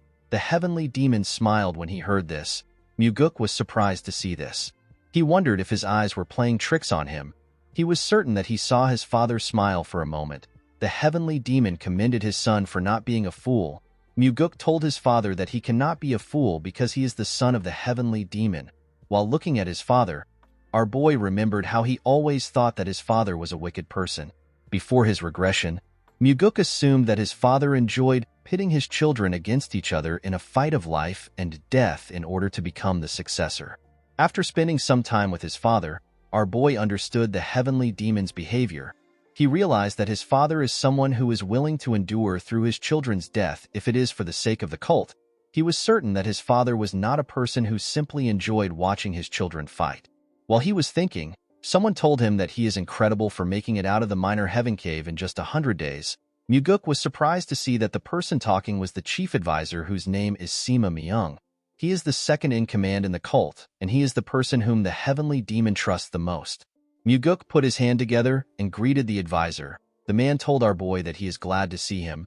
He told him that he actually has a cult-related issue to discuss with him. Our boy was surprised to hear this. He could not believe that the advisor wanted to discuss something relating to the cult. He immediately realized that his father must have asked Myung to discuss the issue with him. Myung revealed to Muguk that they have received an anonymous letter recently. According to the letter, there are corrupt practices taking place in the demonic army. Our boy was surprised to hear this. The demonic army is one of the combat groups of the cult, and the leader of the army is the blood-related sibling of the Blood Heaven Sword Demon. The advisor revealed to our boy that they also received the same letter last year. He told him that they conducted a separate investigation. However, the investigation ended in failure. This is because the special investigation officer that was dispatched was killed. Muguk was surprised to hear this. He asked the man if the person was killed by the demonic army. Myung told him that he is correct. He explained to our boy that the person who killed the officer also committed suicide. Muguk was shocked to hear this. Myung told our boy that he wants him to become the special investigation officer in order to take care of the issue personally. Our boy immediately realized that the situation was dangerous. He knew that anyone who was found to be complicit in corruption would already be executed. Due to this, anyone who dares to engage in corrupt practices will do whatever they can to hide their crimes. Muguk knew that the organization would not go easy on him, even if he is the son of the heavenly demon. Our boy turned to Myung and told him that he could die while investigating. The advisor told our boy that he is correct. He told him that he will have to put his life on the line to carry out the mission. Muguk immediately realized that this was one of his father's tests. The heavenly demon reminded his son that he said that he will control and hold the cult members by their leashes. Our boy explained to his father that he planned to do this when he becomes the heavenly demon. His father asked him if he is too scared to take on the mission. Upon hearing what his father said, Muguk accepted the mission. Although he did not know what his father was planning, Muguk assured himself that he will give him a good performance. Our boy explained to his father that this could be his last moment with him. He asked the heavenly demon to have a drink with him. The moment he said this, the heavenly demon stood up and walked away. The place became awkward for both Muguk and the advisor. Our boy told Myung that although his father acts tough, he actually cares for him and his brother. Myung did not understand what our boy was saying. He told him that his father did not seem like someone who cares. Muguk did not know what to say to the man. He felt embarrassed. In the next scene, we see a man at Muguk's house. The man in a yellow garment told our boy that he is a special investigation officer. He introduced himself as Seo Daryong. He told Muguk that he is from the Nirvana Pavilion. Our boy was surprised to see the man. He did not understand why the man came to see him. He revealed to Daryong that he asked the advisor to send the prettiest woman from the Nirvana Pavilion to him. Daryong told our boy that he must look like the prettiest woman to Myung. Muguk was annoyed to hear this. He picked up his sword and walked past the man. He told Daryong that they need to get to work. Daryong was surprised to hear this. He asked our boy if they are leaving immediately. Muguk told him that they are. While walking, our boy asked the man to tell him the kind of person which the commander of the demonic army is. Daryong revealed to Muguk that the leader of the demonic army is Gu Cheonyang. He told him that Cheonyang is the younger brother of Gu Qianpa, who is also known as the Blood Heaven Sword Demon. Cheonyang has been the commander of the demonic army for 8 years. After taking on several dangerous missions, the demonic army has risen to the level where everyone acknowledges them as an elite group. Muguk realized that the demonic army must be good at their jobs. While walking, our boy suddenly stopped moving. Daryong asked him if something is wrong. Muguk asked the man if he does not intend on investigating the corruption in the demonic army. Daryong told him that he plans to carry out the investigation. Our boy told the man that he feels no form of enthusiasm from him in the way he walks and talks. Daryong explained to Muguk that he behaves like this because nothing will change even after they uncover the corrupt practices of the demonic army. Muguk was surprised to hear this. He wondered if the man was trying to tell him that the cult will not change unless the executives are changed. Our boy turned around and asked the man if he is not scared. Daryong assured our boy that he is not scared at all. Muguk revealed to the man that the last special investigation officer was killed while investigating. Daryong revealed to our boy that the previous special investigation officer was his direct superior. Muguk was shocked to hear this. He quickly turned around. The man told him that the superior was the person who taught him. Our boy was surprised to hear this. He was more surprised to see that the man did not have any form of sadness in his eyes when he spoke to him. In the next scene, we are taken to the demonic dragon court. We see 2 huge men guarding the entrance of the court. The men asked Muguk and Daryong to tell them where they came from. Daryong introduced himself as a special investigator officer from the Nirvana Pavilion. He asked the men to step aside. He told them that he has some business with the commander of the demonic army. Our boy was surprised to see how gutsy Daryong was. One of the men told Daryong that he does not look special even though he is a special investigator. A bald man told Daryong that he cannot go in unless he has permission from a higher-up. Daryong opened his book and brought out a document. He told them that it is an order document. The bald man asked Daryong to wait outside. He told him that he will report the situation to his superior. Daryong told the man that he does not need to waste his time. He explained to him that they came to meet his superior personally. The other man reminded Daryong that he cannot enter the court without permission from a higher-up. Daryong was annoyed to hear this. He asked the man if he is going to stop a special investigator that has an order document. The bald man told the investigator that he is spouting nonsense. He explained to him that he has to follow their rules regardless if he is a special investigator. Daryong was surprised to hear what the man said. The other man told Daryong that the only thing he is going for him is his title as a special investigation officer. He told Daryong that he is powerless without his title. The moment the man said this, Muguk asked the two of them if they know who he is. The men told him that they are aware of his identity. Muguk could not believe that the two men would act rudely to him despite knowing his identity. He walked up to them and attacked their balls at a frightening speed. The men held their balls and fell to the ground. Daryong was surprised to see what happened. Our boy asked him to stop standing. He told Daryong to show him the way. The man was startled when he heard our boy's voice. He quickly moved forward. Inside the building, Muguk and Daryong were stopped by the members of the demonic army. Daryong was annoyed to see this. He took out the document and asked the men if they are blind. He told them that they are standing in the way of an official investigation.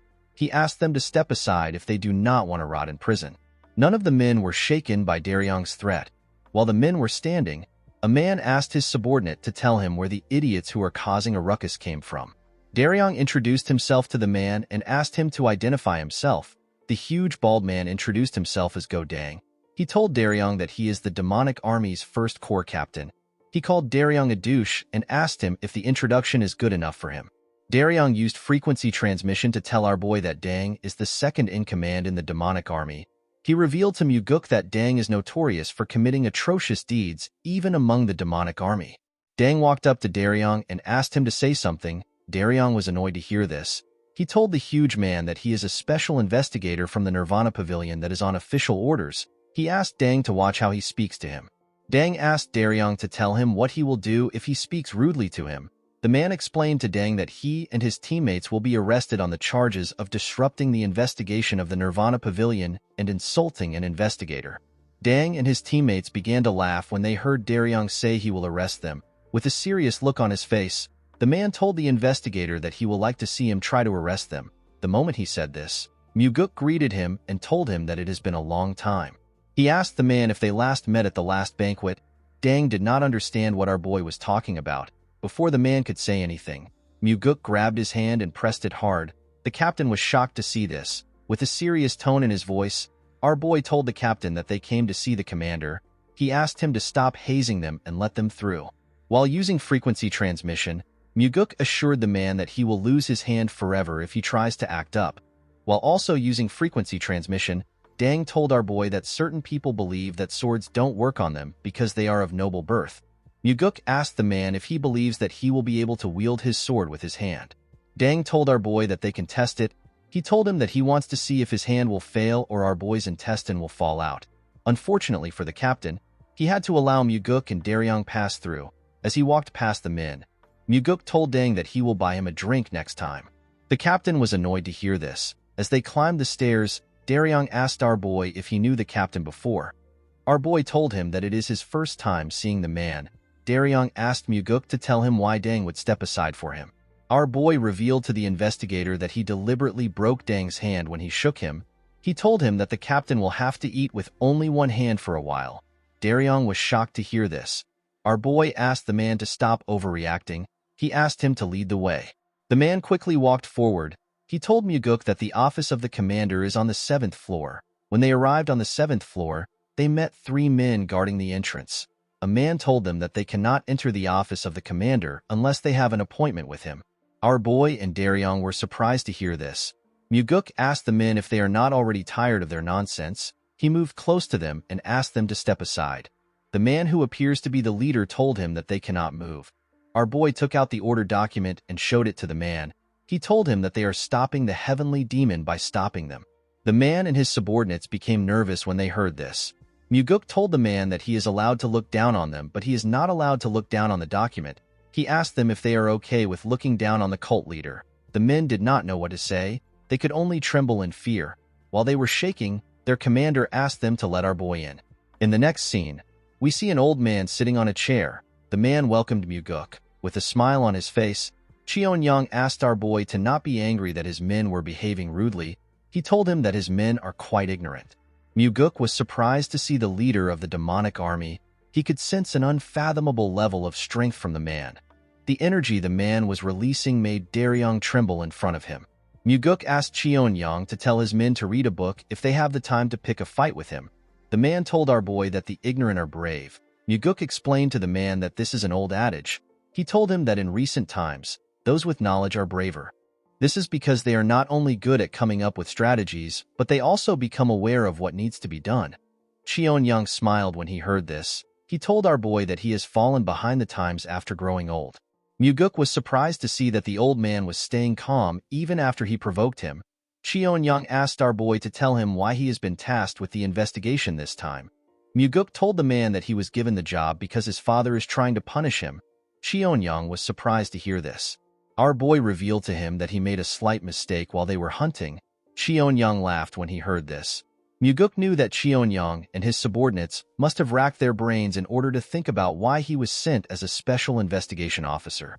Cheon-young asked our boy to tell him why the Nirvana Pavilion started another investigation. He asked him if someone sent another anonymous letter like last time. Daryong told the man that they cannot reveal this information to him. Immediately he said this. Muguk told the commander that he is correct. Daryong was shocked to hear our boy share the information with the man. Cheon-young told our boy that he already knew that something like this would happen. He explained to Muguk that he receives all types of slander because he is the leader of the demonic army, which comprises of ignorant and rough people. He told our boy that it is quite tiring. Muguk assured the old man that they will finish their investigation as quickly as possible. He asked Cheon-young to be understanding if the investigation causes some inconvenience. The old man laughed when he heard this. He told our boy that he does not care since their relationship is quite strong. Muguk told the man that it is a known fact that the Blood Heaven Sword Demon is supporting his brother. With a smile on his face, Cheon-young told our boy that his brother is a different person from him. He assured Muguk that he is supporting him. With a bright smile on his face, our boy thanked the old man. He told him that his words make him feel relieved. Muguk told the man that he will need his cooperation for the next few days. Cheon-young told our boy that he is also counting on him. He assured Muguk that he will prepare a place for him to stay after he leaves his office. The moment he said this, our boy and Daryong turned around and decided to leave. Before he could step out of the office, Cheon-young told him that he is worried about him. With a cold gaze in his eyes, Muguk asked the commander if he is referring to the incident where the previous special investigation officer was killed. With a smile on his face, Cheon-young told our boy that he is not talking about the incident. He told him that the heavenly demon would never send his son to the demonic dragon court to die. He explained to Muguk that he is simply concerned. Our boy thanked the commander for his concern and walked forward. As he watched him walk out of his office, Cheon-young stared at Muguk with a cold gaze in his eyes. Daryong noticed something weird about our boy. He saw that Muguk was smiling. Our boy understood why his father sent him here. He realized that either he or Cheon-young must die. The scene shifts and we see Myung standing next to the heavenly demon as he checked his sword. The advisor told the heavenly demon that the issue is not a small one. He told him that he should have been the one to handle the case instead of Muguk. The heavenly demon revealed to his advisor that Muguk told him that the cult has lost the path of a demon. Myung was surprised to hear this. It did not make sense to him that the heavenly demon would send Muguk on such a dangerous mission simply for this reason. He asked his master to tell him why he gave the mission to our boy. While looking at his sword, the heavenly demon told his advisor that his son should be able to prove his words with his actions. Myung was shocked to hear this. The man seemed to have understood his master's intentions. The scene shifts and we see a dead bird hanging in the hallway of the demonic dragon court. The members of the demonic army were shocked to see the bird. They did not understand why the investigators would hang a dead crow in their hallway. Some of them called Muguk and Daryong obnoxious douchebags. While they were shouting, Muguk noticed that the ones who stopped them at the entrance were the ones complaining the most. While the men were shouting, a huge man with a scar on his face told our boy that the dead crow is too much. Muguk asked the man for his identity. The huge man introduced himself as the third corp captain of the demonic army. With a look of anger on his face, the man told our boy that his name is Jang Ho. While using frequency transmission, Daryong revealed to Muguk that Jang Ho is known to have the strongest martial arts prowess among the corp captains. He is also known to have a bad temper. Our boy asked the captain if he has any complaints. Jang Ho was annoyed to hear this. He pointed at the crow and asked Muguk to tell him why he would put something that is so auspicious where people pass through. With a smile on his face, Muguk revealed to the man that someone threw the crow on his bed while he was sleeping. He told Jang Ho that he hung the crow because he thought it was a cultural thing. The captain told our boy that he could have simply punished the person who put the crow in his bed instead of doing something so weird. Muguk glared at the man when he heard this. With a smile on his face, our boy told the captain that he will start with him. Jang Ho did not understand what our boy was talking about. He asked Muguk to tell him what he means. Our boy told Jang Ho that he will start the investigation with him. The man was surprised to hear this. He asked our boy to tell him why he chose him. Muguk ordered Daryong to submit all Jang Ho's records. He told him to get anything relating to his finances and all his movements. The man was annoyed to hear this. He walked up to Muguk and told him that he does not have the power to do something like that. Our boy glared at the man and told him that he has the power to do it. The moment he said this, Jang Ho used his leg to smash the ground out of anger. Muguk told the captain that he is free to get riled up if he wants. He asked him to not forget that he could be charged with treason if he stands in the way of their investigation. The moment he said this, the members of Jang Ho's team quickly rushed to stop him. They begged him to stop. While the men were begging him, Muguk told him that the investigation will start with him. With a look of anger on his face, Jang Ho told our boy that he will see things to the end. The scene shifts and we see the investigators and Jang Ho inside a room. After staring at the captain for a while, Muguk asked the man to tell him how long he will keep testing him. Jang Ho asked our boy to tell him what he means. Muguk exposed the man as the person who sent the anonymous letter. Daryong was shocked to hear this. He could not believe that the letter was sent by the captain. He did not understand how our boy came to this conclusion. Jang Ho asked Muguk to tell him what he is talking about. The moment he said this, our boy glared at him. Upon seeing that Muguk was certain, the man asked our boy to tell him how he found out.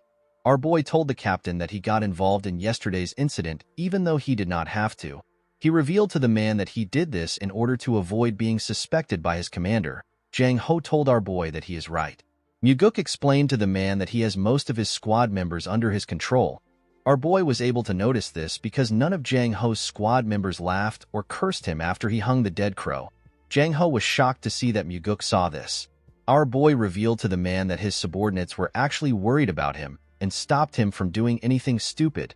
Muguk could tell that someone who ran a group in such a different way would probably find it hard for him to overlook any corruption in the organization he is in. Jang Ho was speechless when he heard Muguk's deduction. Although our boy noticed all these things, there was another reason why he made his guess. The moment Daryong introduced Jang Ho to him using frequency transmission, Muguk remembered something from his past life. He remembered the incident where the strongest corps captain of the demonic army died. Our boy was able to deduce that Jang Ho got killed by someone because he sent the anonymous letter to resolve the issues of the demonic army. Jang Ho revealed to Muguk that he did not know if the letter would work, so he could not write the exact details involved. The captain never expected that the second young master would be sent to perform an investigation. Our boy asked the man to tell him what he thinks now that he is here. The captain apologized to Muguk and told him that he thought that they were done for. Our boy turned to Daryong and smiled when he heard this. He asked the man if it is popular for young people to be so honest. Daryong did not understand what Muguk was talking about. He told him that he and Jang Ho are actually older than him. Immediately he said this, our boy remembered that he was now young again. Muguk turned to Jang Ho and asked him to tell him what is happening in the demonic army. The captain revealed to our boy that his commander is using the demonic army for his own personal gains. He told Muguk that Cheonyang has been taking money for assassination requests, and he has been making his subordinate do the jobs. Our boy and Daryong were shocked to hear this. Muguk assumed that Cheonyang was simply receiving bribes from some martial arts groups. He never expected the commander to do something so insane. Our boy knew that it is already a serious crime for Cheonyang to be moving so many martial masters as he pleases. However, It is a whole other thing for the commander to be moving merely for financial gains. Daryong asked Jang Ho to tell him how it is possible for Cheon-young to do such a thing. Our boy told the man that the commander is able to do this by adjusting the number of members in the demonic army. He told Daryong that the First Corps are probably the ones doing it. Jang Ho was shocked to see that Muguk was able to know this. He asked our boy to tell him how he found out. Muguk revealed to the captain that he was able to tell from their reaction. According to our boy, the members of the First Corps were the first to stop them. They were also the ones that cursed them the most after seeing the dead crow. Muguk asked Jang Ho to tell him how he was able to find out that it was the First Corps. The man became sad when he heard this question. He revealed to our boy that the martial artist who committed suicide after killing the previous special investigator was his friend. The martial artist was also the first person to send the anonymous letter. Muguk asked Jang Ho to tell him how close he was with the man. With a shaky tone in his voice, the captain revealed to our boy that he and his friend joined the cult at the same time. He told him that his friend was basically like family to him. Muguk asked the man to tell him the person who he thinks killed his friend. Jang Ho explained to our boy that his commander probably gave the order and Captain Go Dang personally killed his friend by himself. Our boy realized that if Jang Ho's words were true, then he is looking at an immense corruption case that involves the commander of the demonic army and the whole First Corps. Due to the fact that Cheon-young was willing to kill an investigator, our boy wondered if his father and Myung truly did not know anything about the case. Muguk knew that the heavenly demon and the advisor already knew what was happening to a certain extent. Our boy knew that his father sent him here for this reason. Muguk could not believe that his father was trying to see if he could resolve the incident even though he has to go up against the demonic army's commander. Our boy told the captain that he made a good friend. Jang Ho told our boy that he was supposed to do something when his friend died if he was also a good friend. With a sad look in his eyes, Muguk thanked Jang Ho for being courageous. The captain was surprised to hear this. He began to cry. While watching Jang Ho cry, Muguk began to feel some hope for their lost demonic path. While looking at the man, our boy reminded himself that the heavenly demon cult that he wants to create is a place where people like Jang Ho are placed in important positions. Although Jang Ho died in his previous life, Muguk assured himself that he would not let this happen again. This is because the main reason why he regressed is to save people who should not die. In the next scene, we see Muguk and Daryong walking out of the demonic dragon court. The investigator told our boy that he is quite different from the rumors. Muguk was surprised to hear this. He asked Daryong to tell him the kind of rumors he has heard about him. The investigator became nervous when he heard this. He did not know how to tell our boy about the rumors. He revealed to Muguk that the rumors say that he is not suited to become the heavenly demon. The moment he said this, he apologized to our boy. Muguk smiled when he heard this. He told the man that the rumor is actually a compliment. Daryong was shocked to hear this. He asked our boy to tell him what he means. Muguk explained to the investigator that he does not see it as a praise for him to be suited to become the heavenly demon. He told the man that their cult does not need to be ruled by any form of fear or terror. As the gentle breeze blew past him, Muguk told the man that it is about time that their cult changes. Daryong was shocked to hear this. He never expected our boy to say such a thing. As he walked forward, Muguk assured himself that he will change the cult. Our boy knew that he had to change the cult in order to stop the extermination of his family and the cult itself. The next day, we see a chubby man who was wearing the same clothes as Daryong. The man was also an investigator. The investigator rushed to meet Muguk. He told our boy that something bad has happened. He asked Muguk to follow him immediately. The man took Muguk to the hallway of the demonic dragon court. When he arrived in the hallway, our boy was shocked to see what happened. Muguk saw members of the Nirvana Pavilion bleeding on the floor. Daryong and another man were bleeding from their heads. The other man appeared to be unconscious. Two men from the Nirvana Pavilion held their swords tightly. They were ready to defend themselves. In front of the investigators were the members of the demonic army. The men held their swords tightly. Our boy ordered the men to stop moving. He walked up to Daryong and asked him if he is badly hurt. Daryong assured our boy that he is fine. He told him that his colleague has been severely hurt. When Muguk touched the man, he noticed that his ribs have been broken. Our boy ordered the other men to take the unconscious man to the infirmary. One of the men holding a sword quickly put the unconscious man on his back and carried him away. Immediately the men left. Muguk turned to the members of the demonic army. He asked Dang if he was the one who wounded the men. With an arrogant look on his face, the captain told our boy that he is right. Muguk asked the captain to give him his reason for harming an investigator of the Nirvana Pavilion. Dang revealed to our boy that the investigator bumped into his shoulder in the corridor and walked away without apologizing. He told Muguk that he taught the man a lesson for his actions.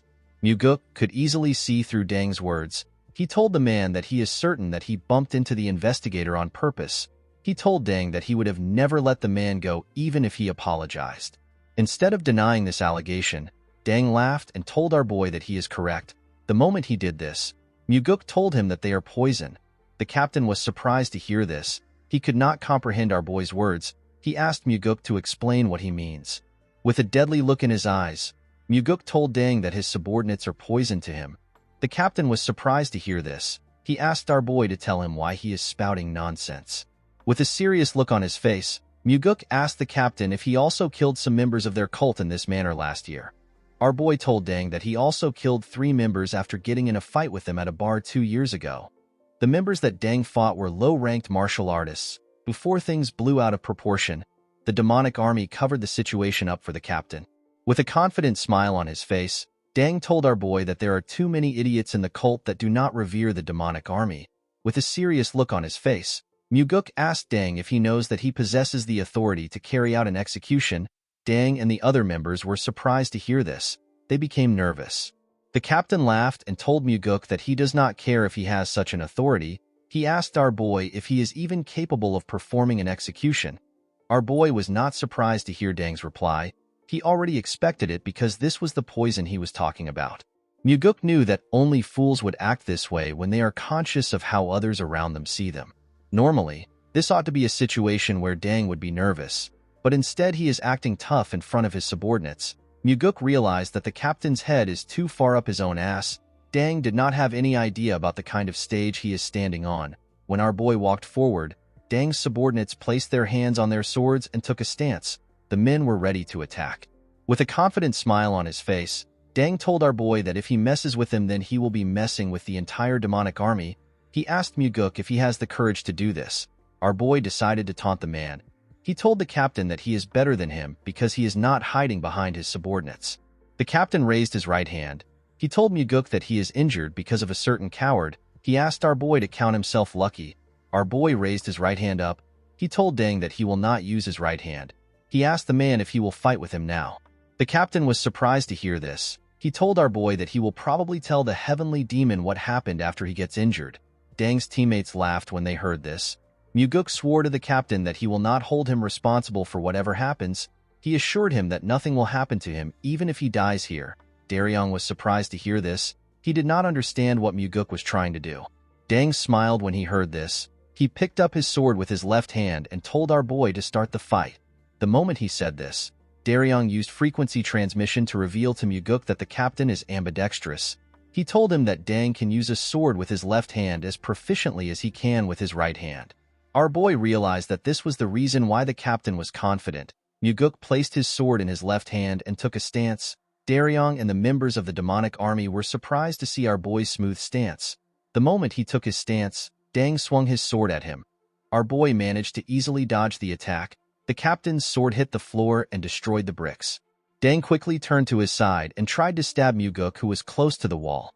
Our boy easily dodged the man's attacks and landed on the floor. The moment he landed on the floor, Muguk changed his stance and used his sword to cut off Dang's left hand. The arrogant man screamed out in pain. While he was screaming, Muguk hit his sword hilt on his face.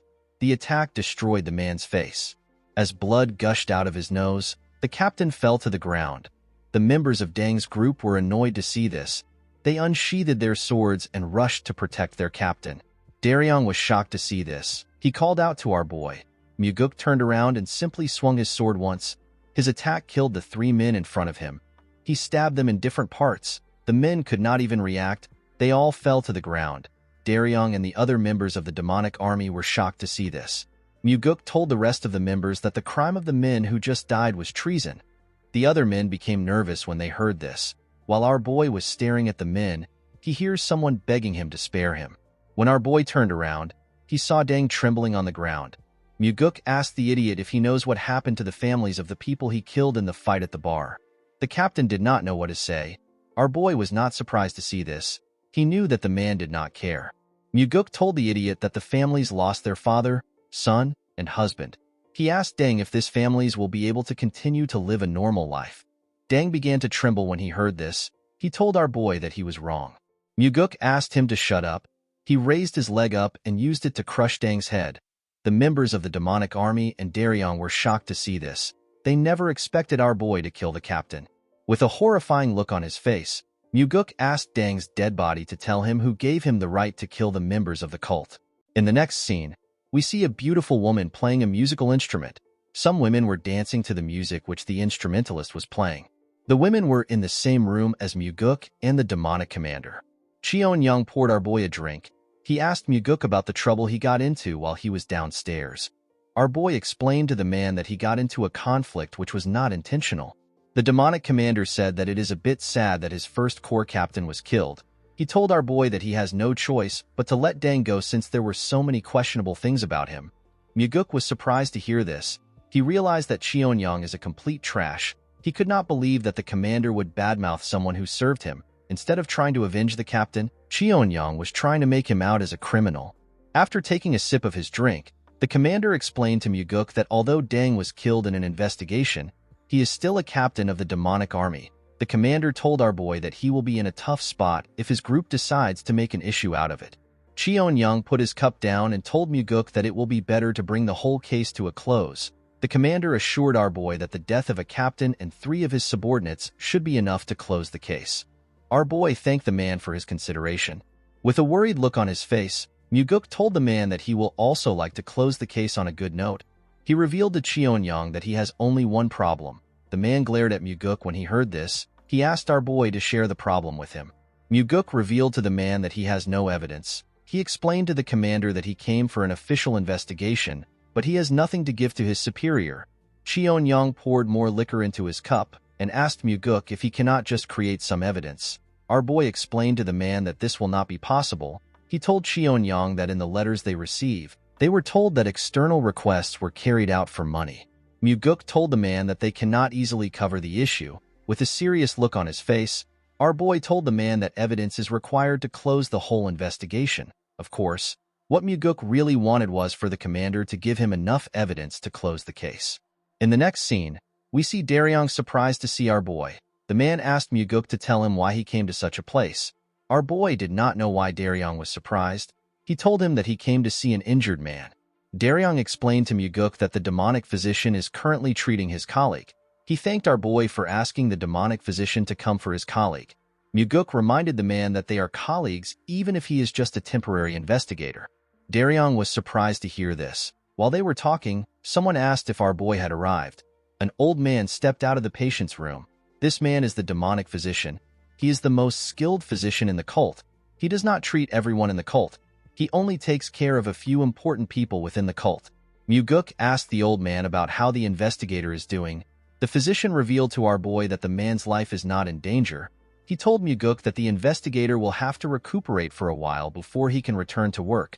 Our boy explained to the physician that the man was hurt while he was faithfully carrying out his duties for the cult.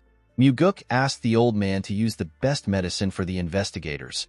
The demonic physician assured our boy that he will do his best.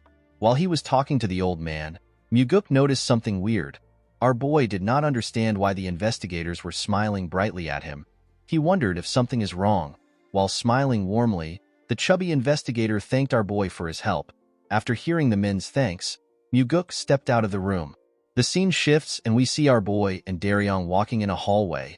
The investigator asked our boy to tell him what the demonic commander said. Muguk revealed to the man that Cheon-young wants them to end their investigations and return to their separate places. He told Daryong that Cheon-young wants them to blame Deng as the main perpetrator. The investigator was shocked to hear this. He could not believe that the commander would behave in such a way when his most important subordinate was just killed. Muguk corrected the man by telling him that Deng is not the most important subordinate. Instead, he was simply the subordinate that was made use of the most. Our boy assured Daryong that someone will soon take Deng's place. Daryong asked Muguk if he has a plan. Our boy revealed to the investigator that he has thrown out a bait for Cheon-young. Muguk told Daryong that he wants to see what Cheon-young will do. The investigator was surprised to hear about a bait. With a confident smile on his face, our boy told the investigator that he will let him know once the commander bites his bait. Daryong asked Muguk to tell him what he wants him to do. With a smile on his face, Muguk asked the investigator to drink with him. The man was surprised to hear this. With a bright smile on his face, Daryong told our boy that drinks are on him. Our boy was happy to see that the man accepted his offer. The next day, we see a large amount of books on Muguk's table. Daryong explained to our boy that the demonic army gave them the books.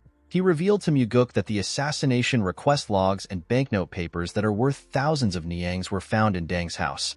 Muguk smiled when he heard this. He was happy to see that the commander bit his bait. Our boy asked Daryong to find the smartest person in the first corps. He told him to search for the person that is strangely smart and knowledgeable. Muguk told the investigator that the person is the one who made everything they are seeing. Our boy stood up from his chair. He explained to Daryong that he is going to meet the demonic commander in order to buy him some time to search for the smart man. The scene shifts and we see Muguk at the commander's office. Our boy revealed to the man that they have received the evidence found in the first captain's house. Cheon-young laughed when he heard this. He told Muguk that all that is left to do is for them to celebrate with drinks. The commander assured our boy that he has already booked the place they drank in last time. Before the man could continue, Muguk told him that they have a problem. Cheon-young frowned his face when he heard this. He asked our boy to tell him which problem they have left. Our boy explained to the man that the demonic army was the one who found the evidence. He told Cheon-young that they are supposed to find the evidence by themselves. The commander asked Muguk if the origin of the evidence is truly important. Our boy told the man that the chief advisor is not a fool. Muguk explained to Cheon-young that Myung will be suspicious of the investigation and its result if he finds out that the evidence was provided by the demonic army. The commander realized that our boy was right. He asked Muguk to tell him what they can do. Our boy explained to the man that they will have to act like they are investigating for a little while. He told Cheon-young that they will do a large-scale investigation for just one day. Muguk asked the commander to cooperate with him. Cheon-young became suspicious when he heard this. He stared at our boy with an odd expression on his face. Upon seeing the look on the commander's face, Muguk told him that he actually doesn't want to carry out the investigation. He assured Cheon-young that the investigation is simply a formality. He told the man that he simply needs to get some common official documents. The commander decided to not question our boy. He told him that he will ask his subordinates to cooperate with him. Muguk smiled when he heard this. Our boy never needed any top-secret documents from the demonic army. Muguk was searching for the first few documents used to hire the members of the demonic army. He was also searching for the wills that were left behind by those who went on dangerous missions. Muguk was searching for these things in order to see the handwriting and figure out who wrote the records of the request logs. The scene shifts and we see a member of the First Corps tied to a chair. The man looked weak compared to the other members of the unit. His name is Yong-gu. With a shaky tone in his voice, Yong-gu asked Muguk to tell him why he captured him. Our boy explained to the man that he was captured because he was the one who forged the assassination logs that were sent to them. With a nervous look on his face, Yong-gu told Muguk that he does not know what he is talking about. Our boy explained to the man that he never expected him to know anything because he was just following orders. He asked Yong-gu to be honest and tell him who gave him the orders. With a nervous look on his face, the man told our boy that he has never done something like that and he has never received any orders. Muguk explained to the man that he understands that he is scared that the demonic commander might kill him. To Yong-gu's surprise, our boy told him that he can leave. Our boy told the man that he cannot keep him waiting since he does not intend to answer his question. Muguk explained to Yong-gu that he does not like torturing someone who was simply following orders. Yong-gu was surprised to hear this. Our boy revealed to the man that he and the investigators will leave the demonic dragon court safely. He told him that Cheon-young will eventually kill him. Yong-gu was shocked to hear this. He asked our boy to tell him what he is talking about. Our boy explained to the man that the commander has probably heard that he was captured. He asked Yong-gu to tell him what would happen if he leaves the building without any injuries. With a cold gaze in his eyes, Muguk told the man that the commander will probably think that he has told them everything. Our boy told the man that he must know how the commander will respond to the situation. Yong-gu became terrified when he heard this.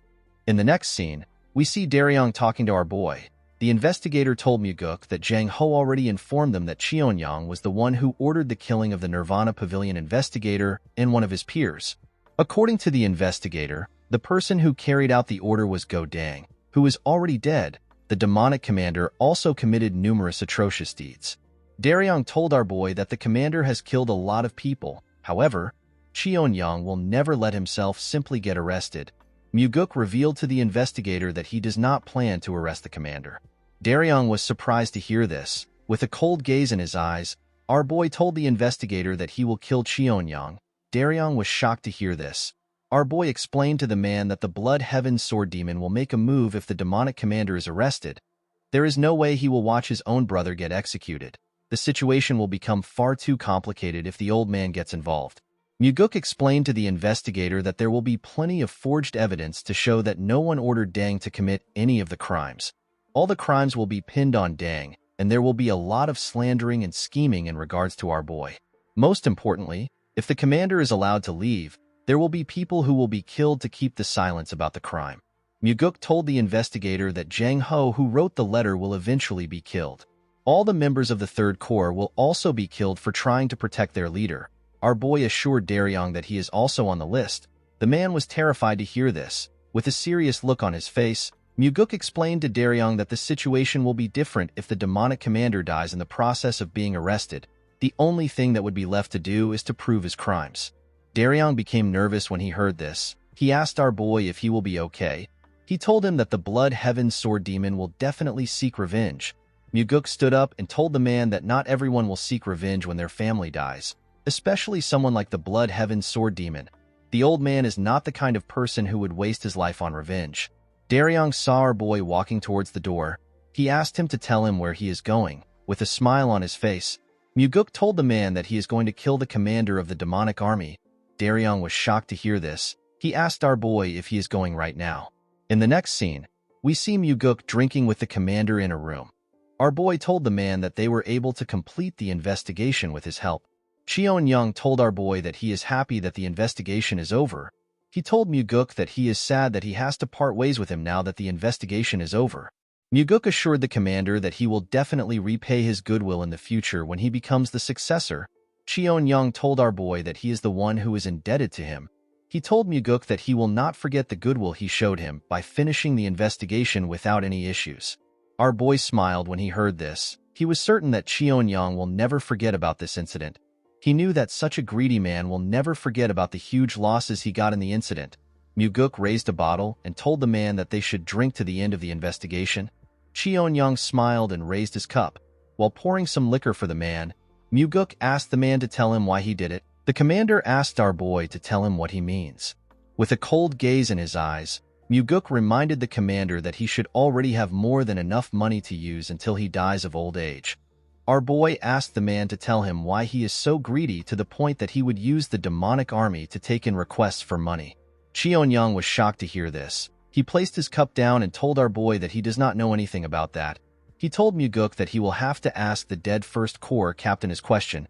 Our boy smiled when he heard this. He told the commander that a puppet cannot know anything. With a serious look on his face, Cheonyang asked our boy to tell him what he is talking about. With a smile on his face, Muguk told the man that he is curious about what he thinks. Our boy explained to the man that he does not expect much from him since there is nothing but pitch darkness within him. He told Cheonyang that his body must be filled with greed that will never cease to want more. Cheonyang crushed his cup when he heard this. With a terrifying smile on his face, the commander asked Muguk if he has lost his mind. Our boy took a sip of his liquor and told the commander that he is the one who is crazy for taking on so many assassination requests. The moment he said this, Cheonyang released his energy. He told Muguk that he has had enough of his nonsense. He used his energy to crush the table and the things around him. Our boy was not even surprised. He simply drank his drink and stared at the man. While Cheonyang was glaring at our boy, he noticed something weird. When the man looked down, he saw a sword sticking out of his chest. Muguk had used the fifth technique of the soaring sword art. The technique is known as the Heavenly Strike. After finishing his drink, our boy threw his cup down and broke it. He stood up and told Cheonyang that he is under arrest for the charge of misusing the demonic army for his own personal reasons and over 20 murders, or the instigation of those murders. The commander smiled when he heard this. He told Muguk that he never planned to arrest him. Muguk smiled when he heard this. He told the man that he is still going to get executed anyways. He asked Cheonyang to leave the world for the sake of those who will live on. The moment he said this, our boy grabbed his sword and pulled it out of the commander. The man spat out some blood and lost his strength. In the next scene, we see the investigators and members of the Third Corps in the room. Everyone was shocked to see what was in front of them. They were horrified to see the commander's dead body on a chair. Muguk told the people in front of him that the commander of the demonic army died in the process of resisting arrest for the grievous crimes he committed. The men did not know how to react to this statement. Our boy asked Daryong to arrest all the members of the First Corps and imprison them. He told the man that the case will be investigated officially. The investigator accepted Muguk's order. Our boy called out to Jang Ho. He told him that all those under him, excluding any First Corps members, are to help the Nirvana Pavilion investigators to arrest the First Corps. Muguk explained to the men that he has received the authority to take full charge of the matter. He told them that his orders are equal to the heavenly demon's orders. Muguk told the men that they are to execute his orders immediately. Jang Ho put his hand together and accepted our boy's orders. Daryong and Jang Ho were both nervous after they received our boy's orders. Muguk smiled when he saw the look on the men's faces. The scene shifts and we see Muguk walking into the Heavenly Demon Pavilion. Inside the pavilion, we see the Heavenly Demon, the Chief Advisor, and the Blood Heaven Sword Demon. As Muguk walked towards the men, he noticed that the Blood Heaven Sword Demon was staring at him. Our boy also glared at the man. Muguk greeted his father and Myung. He also greeted the Blood Heaven Sword Demon. The old man asked our boy if he has been well. He told Muguk that he wants to know about what happened. Our boy informed the old man that everything is written in his reports. He told him that he can simply read it himself. The old man told Muguk that he wants to hear it directly from him. Our boy was surprised to hear this. He turned to his father and the advisor. Due to the fact that they were simply observing, Muguk realized that they wanted to hear his reply. Our boy explained to the Blood Heaven Sword Demon that they found out that his brother had committed grievous crimes. He told the man that the commander tried to kill him in the process of arrest. He apologized to the Blood Heaven Sword Demon for his brother's death. The old man assured our boy that it is fine. He told him that his brother deserves to be punished if he committed a crime. The man told Muguk that he doesn't understand something. With a serious look on his face, the Blood Heaven Sword Demon explained to our boy that although his brother is pathetic, he is not so foolish enough to attack him when his crimes have been exposed. Upon hearing this, Muguk realized that the commander must have asked his elder brother for help after he was caught. Our boy could tell that the Blood Heaven Sword Demon probably knows that he killed his brother and was trying to nip the problem in the bud. Our boy told the old man that he also did not understand what happened. He explained to him that his brother probably couldn't accept the fact that he was caught by someone younger than him. The Blood Heaven Sword Demon revealed to Muguk that he saw his brother's body before he came there. He told our boy that his brother was stabbed in the chest with a single strike.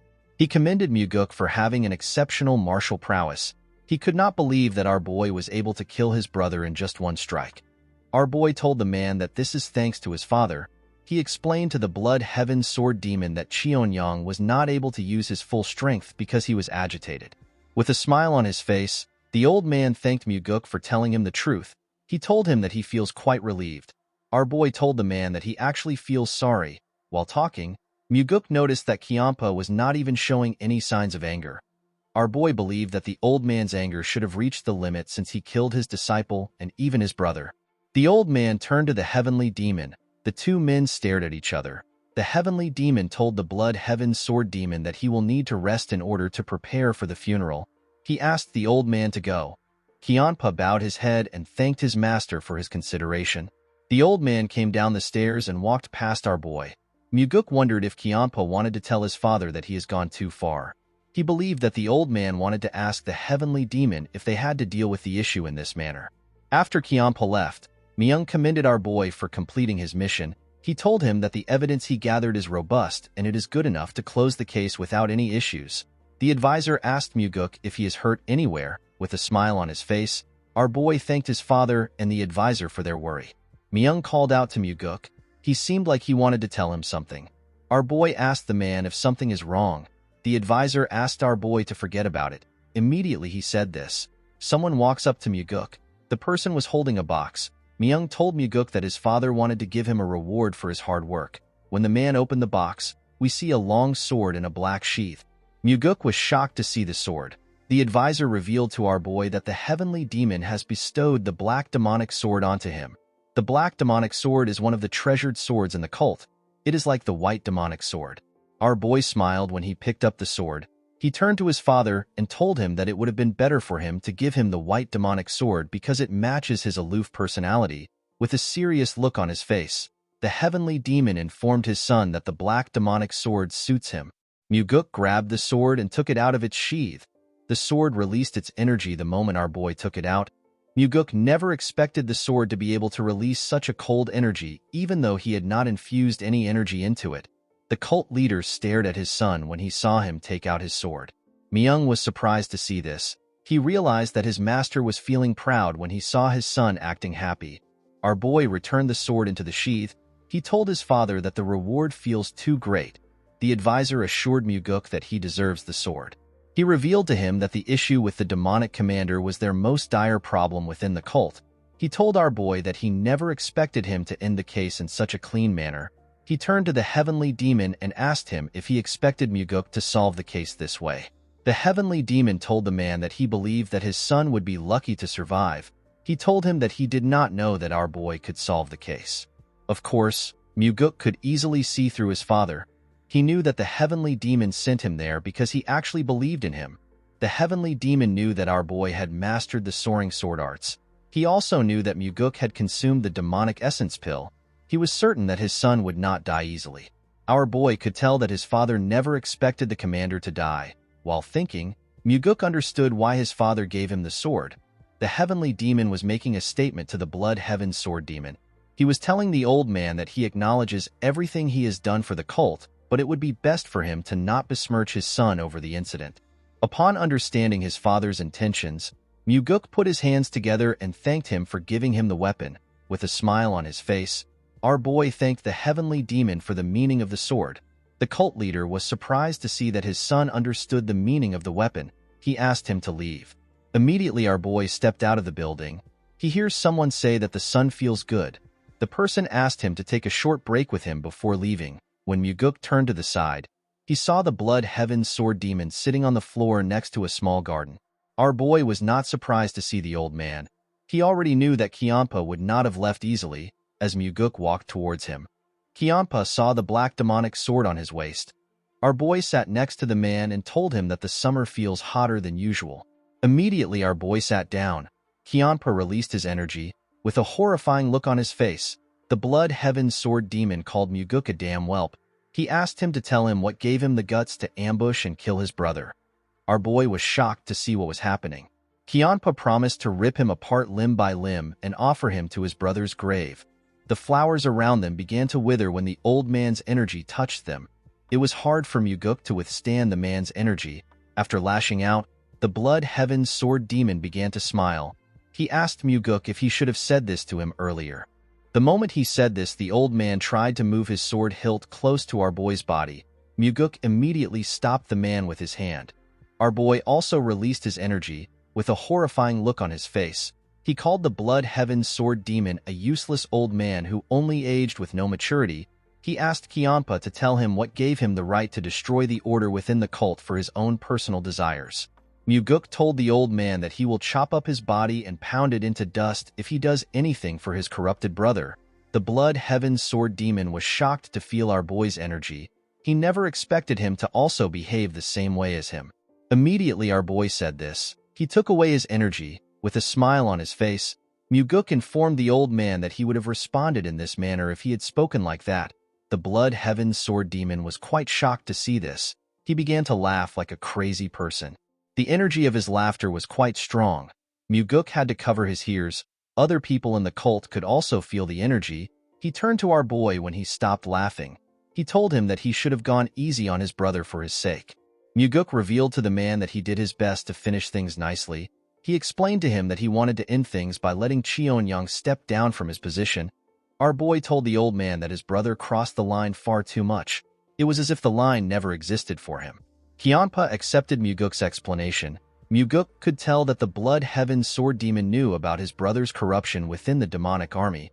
He asked the old man to tell him why he did not do anything about it. The man explained to our boy that Cheon-young would not listen to him. He told Muguk that he is also not clean. With a sad look in his eyes, Kiampa revealed to our boy that he was actually relieved when he heard that his brother was dead. He was happy that Cheon-young would no longer get in his way. Muguk was shocked to hear this. He never expected the Blood Heaven Sword Demon to be honest about his relationship with his brother. Our boy told the old man that he understands how he feels. Kiampa was shocked to hear this. Our boy explained to him that he will probably feel the same way if he heard that his older brother died. He said that he would be relieved that he does not have to kill his brother himself.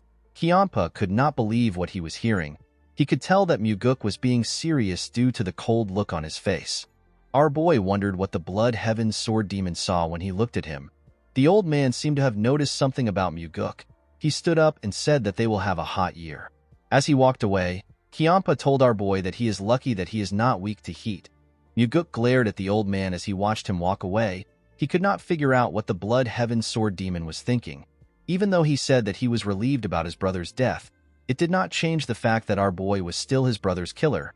Muguk believed that the man might still be scheming to kill him.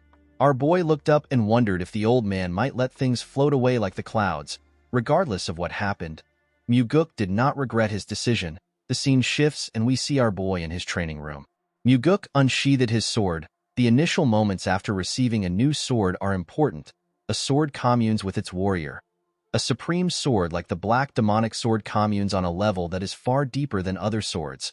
Although a sword won't reject its warrior, if the communion doesn't go well, the full martial prowess of the sword cannot be unleashed. Muguk smiled when he moved the sword close to himself.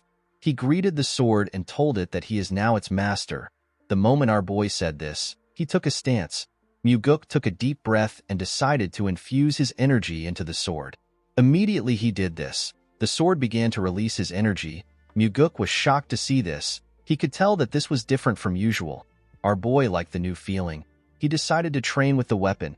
He showed his new weapon his sword technique. While carefully moving his sword, Muguk told the black demonic sword that they will be surviving with this technique for a while. He promised to show his sword in incredible martial arts later on. Our boy continued training till night. When his bodyguard brought him some food, she saw that her master was focused. She decided to not disturb him. Muguk continued to test the sword without resting. The next day, we see our boy step out of his house. When Muguk raised his head up, he saw something shocking. Our boy saw a large amount of martial artists gathered at his doorstep. This martial artists were the sword demons. Muguk did not know if the Blood Heaven Sword Demon asked his men to come or if they came on their own. As the men began to release their energy, our boy could tell that they were hostile towards him. They were all unleashing their demonic energy in his direction. Our boy knew that he could get internal injuries if he takes on this level of demonic energy. The sword demons pushed their energy at our boy. Muguk grit his teeth and stood his ground. He realized that the sword demons were trying to intimidate him and make him into a coward that cannot leave his house. While struggling, our boy remembered something. He quickly activated a technique known as Meridian Strengthening Technique. Immediately he did this, his body began to glow. This technique is a secret technique used to strengthen the meridian by having multiple martial artists discharge their energy and strike every part of the target's body. The more martial artists there are, the more efficient the technique will be. Muguk believed that this is the best opportunity for him to use the technique to become stronger. Our boy grit his teeth as the sword demons pushed their energy into him. He wanted the men to give him more energy. As they pushed their energy into him, Muguk slowly walked down the stairs as he absorbed the energy. The sword demons were shocked to see this. They could not believe that our boy could actually walk in this situation. The energy passed through Muguk's veins. While he was walking, the Meridian Strengthening Technique passed through the second stage and was advancing to the third stage. Our boy did not falter. He closed his eyes and continued to absorb the energy of the sword demons. He craved for more energy. The sword demons became nervous when they saw Muguk moving. They could not comprehend what was happening. The men had already slowly began to lose their strengths.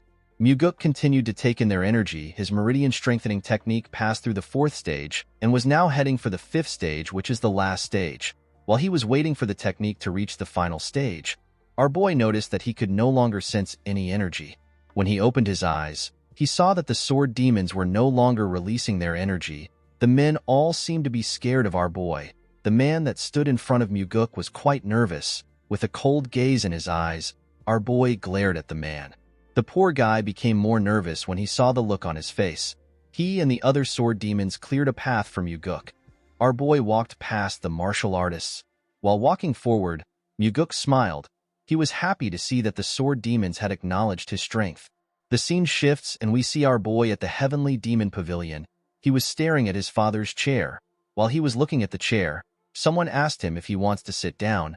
Muguk was surprised to hear the person's voice. He was shocked to see that it was the Heavenly Demon. Muguk did not know when the man arrived into the pavilion. He told his father that he does not want to be trapped by the chair.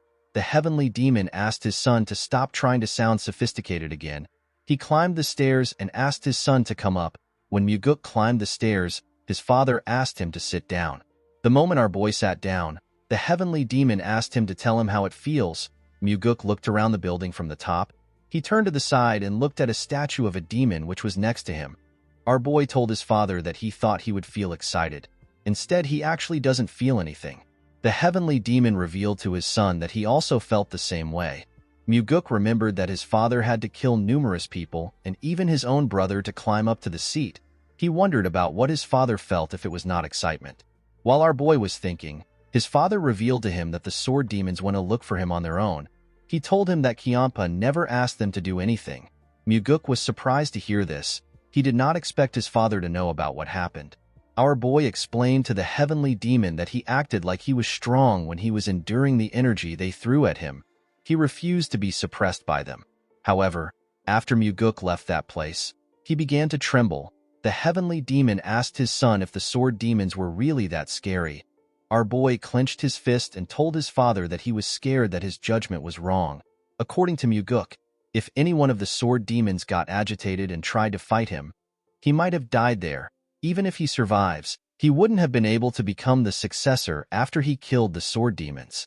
Our boy revealed to his father that he is scared of the fact that there could be another moment when he is to make a decision where everything is on the line. Muguk told his father that he actually missed him when he had these thoughts. Our boy did not understand why he would miss his father. It did not make sense to him. The Heavenly Demon informed his son that demonic humans do not look back. Instead, they look forward and advance. Our boy was surprised to hear this. He could not believe that his father was trying to comfort him with words. Muguk smiled when he thought of this. Our boy turned to the statue and told his father that he has been thinking about something else. He advised his father to change the demon statue into a statue of a beautiful woman. He told him that they can create a statue of the famous Central Plain Four Flowers. With a smile on his face, Muguk wanted to give his father more suggestions. He quickly closed his mouth when he saw the look on his father's face.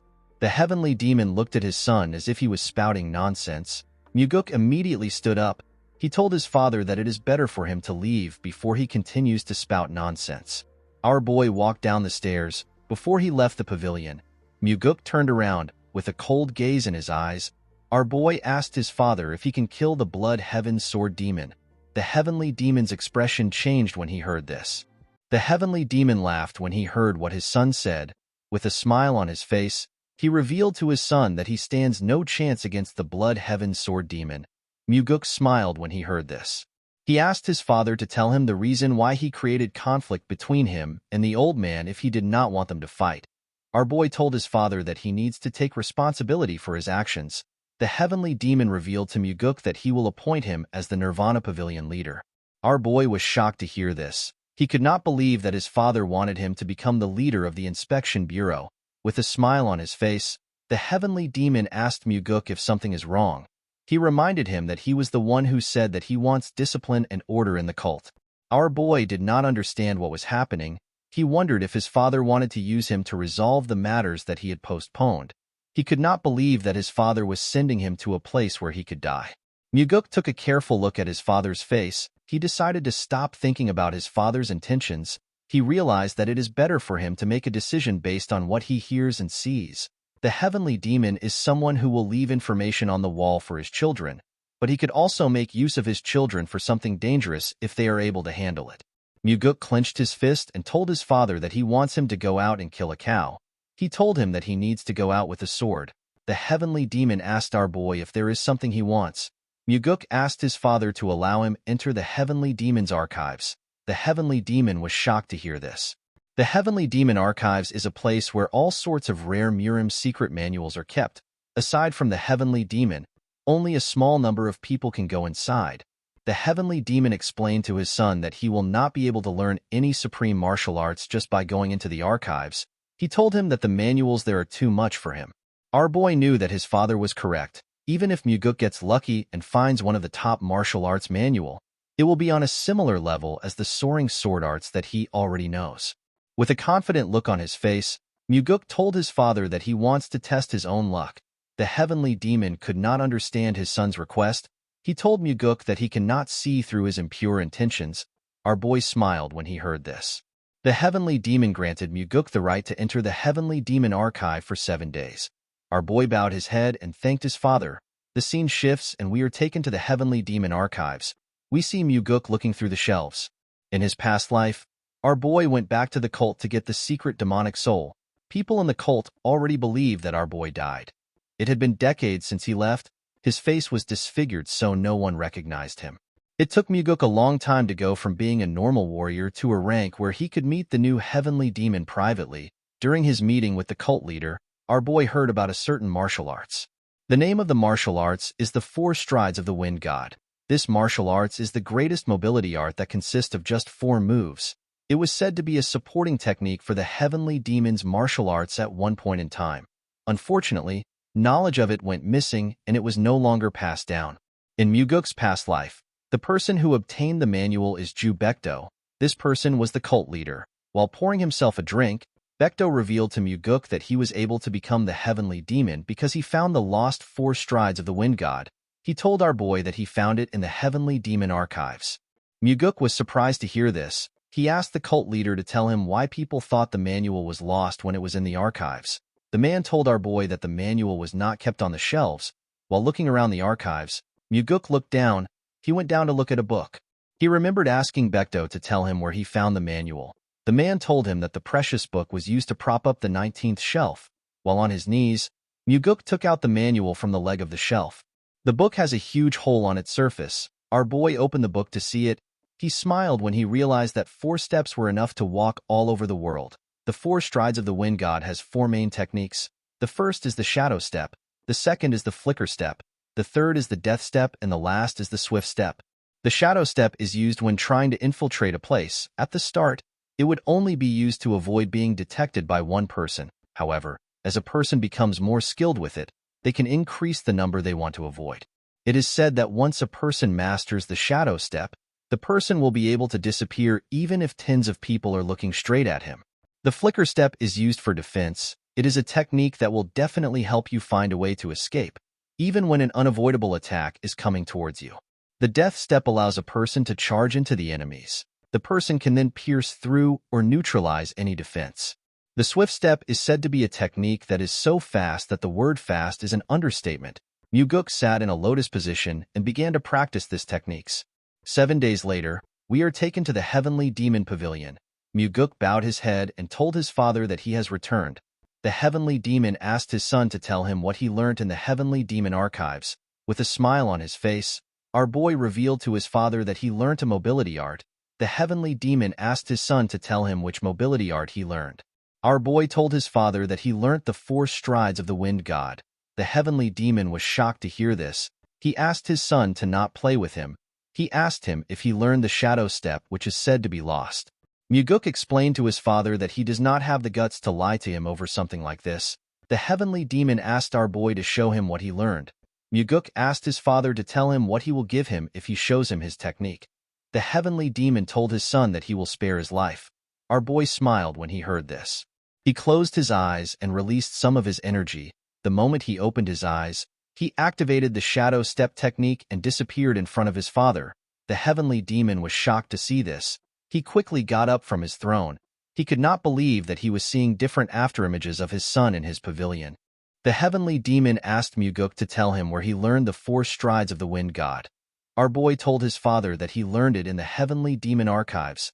The moment he said this, his father appeared in front of him. With a scary look on his face, the heavenly demon asked Muguk to not lie to him. With a cold gaze in his eyes, the heavenly demon told his son that the 4 strides of the wind god did not exist within the heavenly demon archives. Muguk assured his father that he learned it there. The heavenly demon smiled when he heard this. He could not believe that his son wanted to continue lying. Our boy asked his father if he is certain that the book was not there just because he read a large amount of manuals in the archives. Muguk explained to him that the manual could have been in another shelf which does not belong to the mobility arts section. The heavenly demon became more suspicious of his son. He asked Muguk if he knew that the 4 strides of the wind god was in the archives. Our boy explained to his father that he was trying to learn another martial arts when he coincidentally found the manual. The heavenly demon did not seem to completely believe his son. However, he could not easily read our boy's face. He asked Muguk to tell him where the book was. Our boy revealed to his father that the book was used to support the bottom of a shelf. He told him that he found the book when he tried to make the shelf straight. Upon hearing this, the heavenly demon asked his son if the important part of the manual has been removed. Muguk was surprised to hear this. He asked his father to tell him how he knew. The heavenly demon turned around and revealed to his son that he would have done this if he was the one. Before walking back to his chair, the heavenly demon asked his son to tell him the steps. Our boy smiled when he heard this. He already knew that this would happen.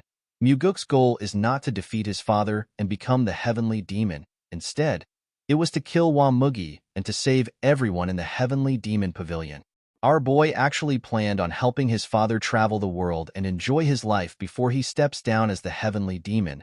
Muguk did not have any issues with teaching his father the 4 strides of the wind god. With a smile on his face, our boy told the cult leader that he does not want to teach him the 4 strides of the wind god. The heavenly demon turned around and glared at his son. Muguk told his father that nothing is free in the world. The heavenly demon reminded his son that he taught him a technique at the hunting grounds for free. Muguk told his father that the technique was the payment for the liquor he drank at the hunting grounds. The heavenly demon smiled when he heard this. He asked his son to tell him how he was able to hold himself back for a long time. He told him that he is really brazen. With a smile on his face, Muguk explained to his father that he held himself back until he grew to this extent. The cult leader asked his son to tell him what he wants. With a confident look on his face, Muguk told his father that he wants the heavenly demon defense art. The heavenly demon defense art protects one's body, and it is an exclusive martial arts that only the heavenly demon can learn. This defense art is as good as getting an extra life. The heavenly demon told his son that it is impossible for him to learn the defense art.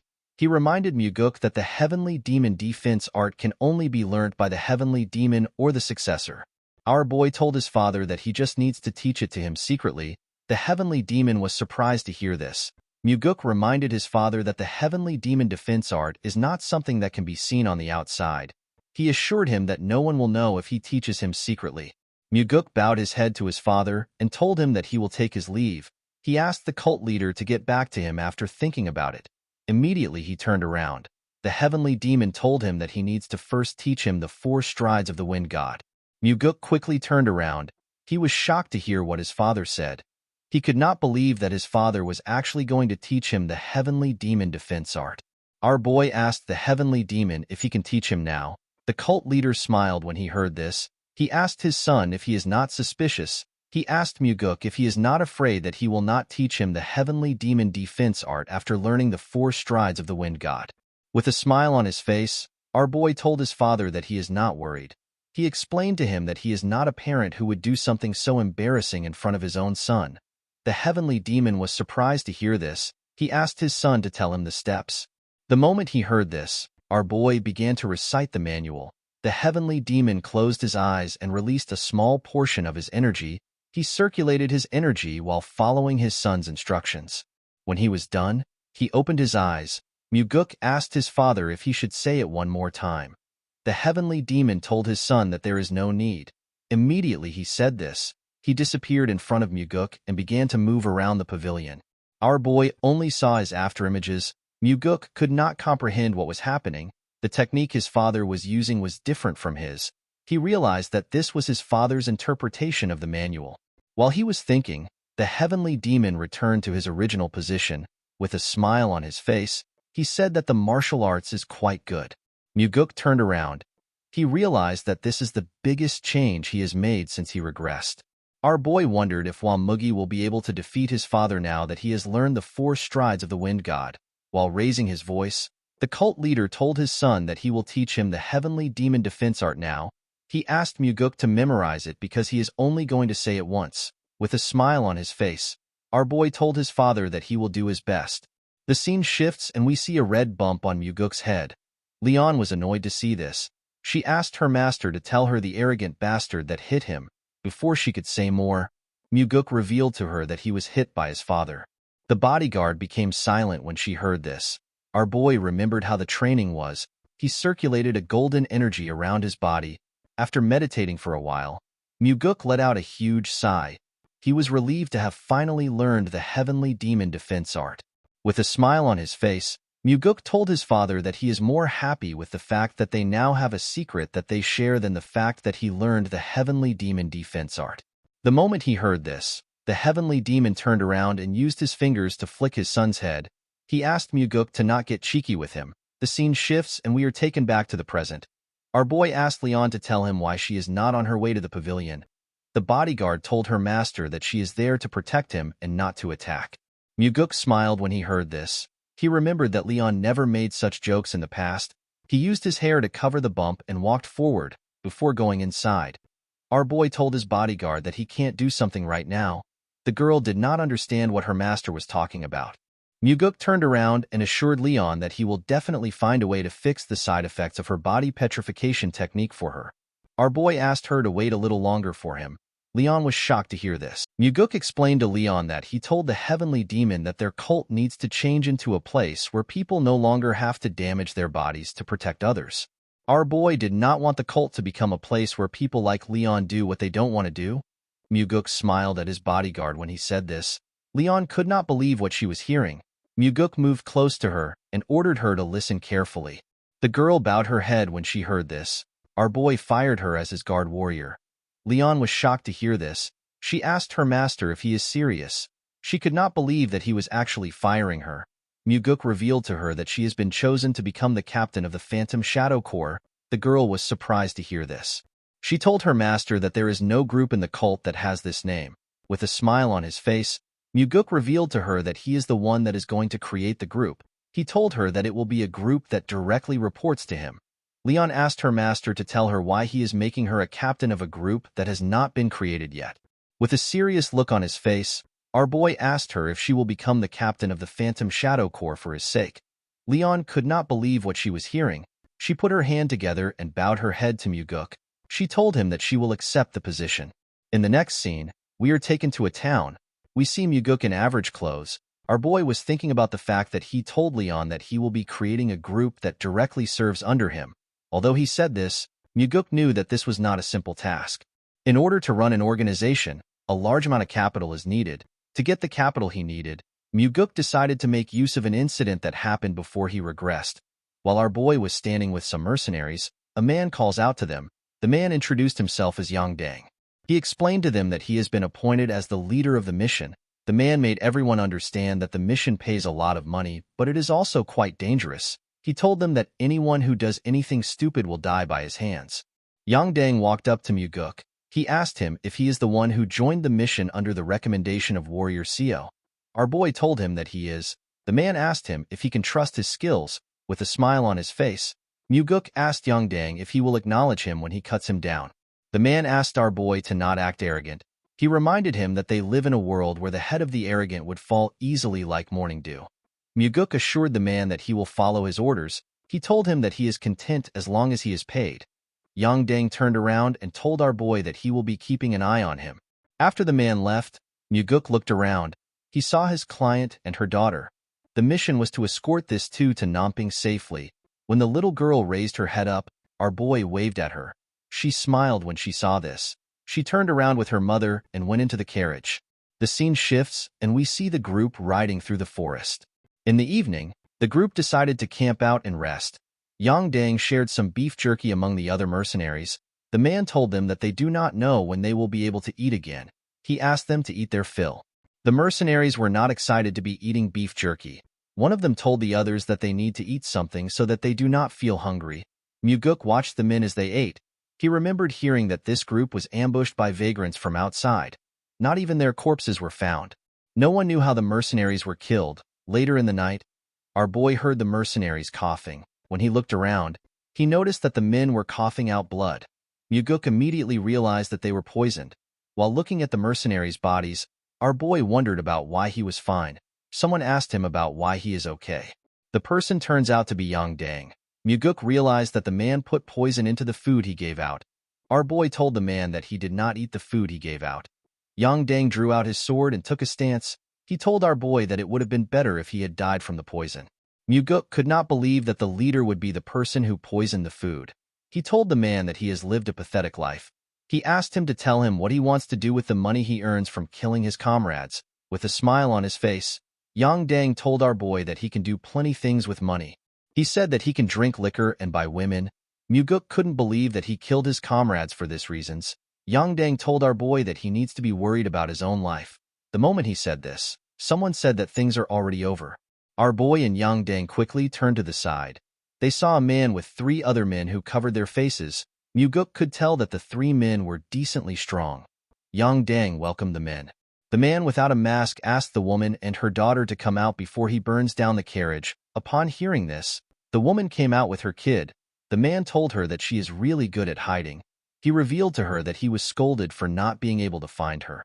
With tears in her eyes, the woman referred to the man as Warrior Quan. She asked him to spare her child's life. Upon seeing the look on her face, Quan said that he will spare her life because of their relationship. He referred to the woman as a crazy bitch and asked her if this is what she wants to hear. He told her that she should be kneeling and begging him. He could not believe that she dared to act like his master. The little girl and her mother began to cry when they heard this. The woman assured Quan that she will give him 10 times the money he is supposed to get if he spares her daughter's life. Quan asked the woman to stop spouting nonsense. He revealed to her that her father has already been caught. The woman was shocked to hear this. While looking at the woman, Quan saw something weird.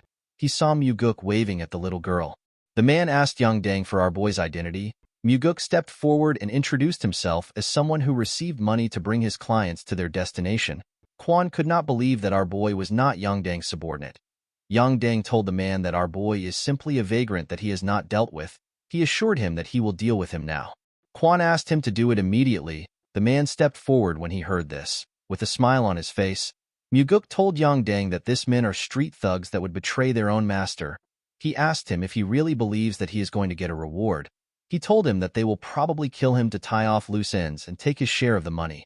Yang Dang became nervous when he heard this. Quan was annoyed to hear Muguk call him a street thug. Our boy did not understand why the man was angry. He told him that he is actually speaking politely because a child is here. Quan could not believe that some crazy bastard was calling him a street thug. Muguk asked the man if he is flustered because he hit the bullseye. Quan became enraged when he heard this. He referred to Muguk as a filthy vagrant and ordered his men to kill him first. Our boy told Yang Dang that they said that he is first.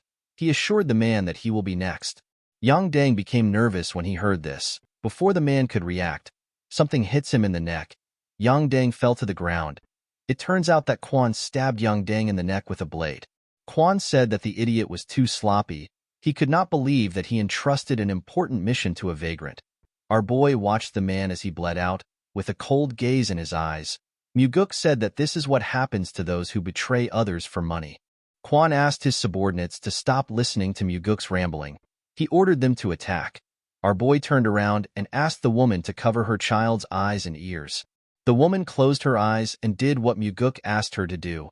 Immediately she did this. The 3 men swung their swords at him. Our boy was not even bothered. He activated the death step, which is one of the techniques of the 4 strides of the wind god. The moment he did this, he appeared in front of Quan. The man was shocked to see him. He did not know how he got so close to him. When the man looked behind our boy, he saw his subordinates' heads in the air. The heads fell in front of the woman. She quickly opened her eyes when she heard the sound. Quan became scared. He asked Muguk to tell him who he is. Our boy told the man that he has the same question for him. The woman revealed to him that Quan Won is one of the vassals that protects her household. She introduced herself as Jiam Seon. She revealed to Muguk that she is the daughter of the Golden Manor Master.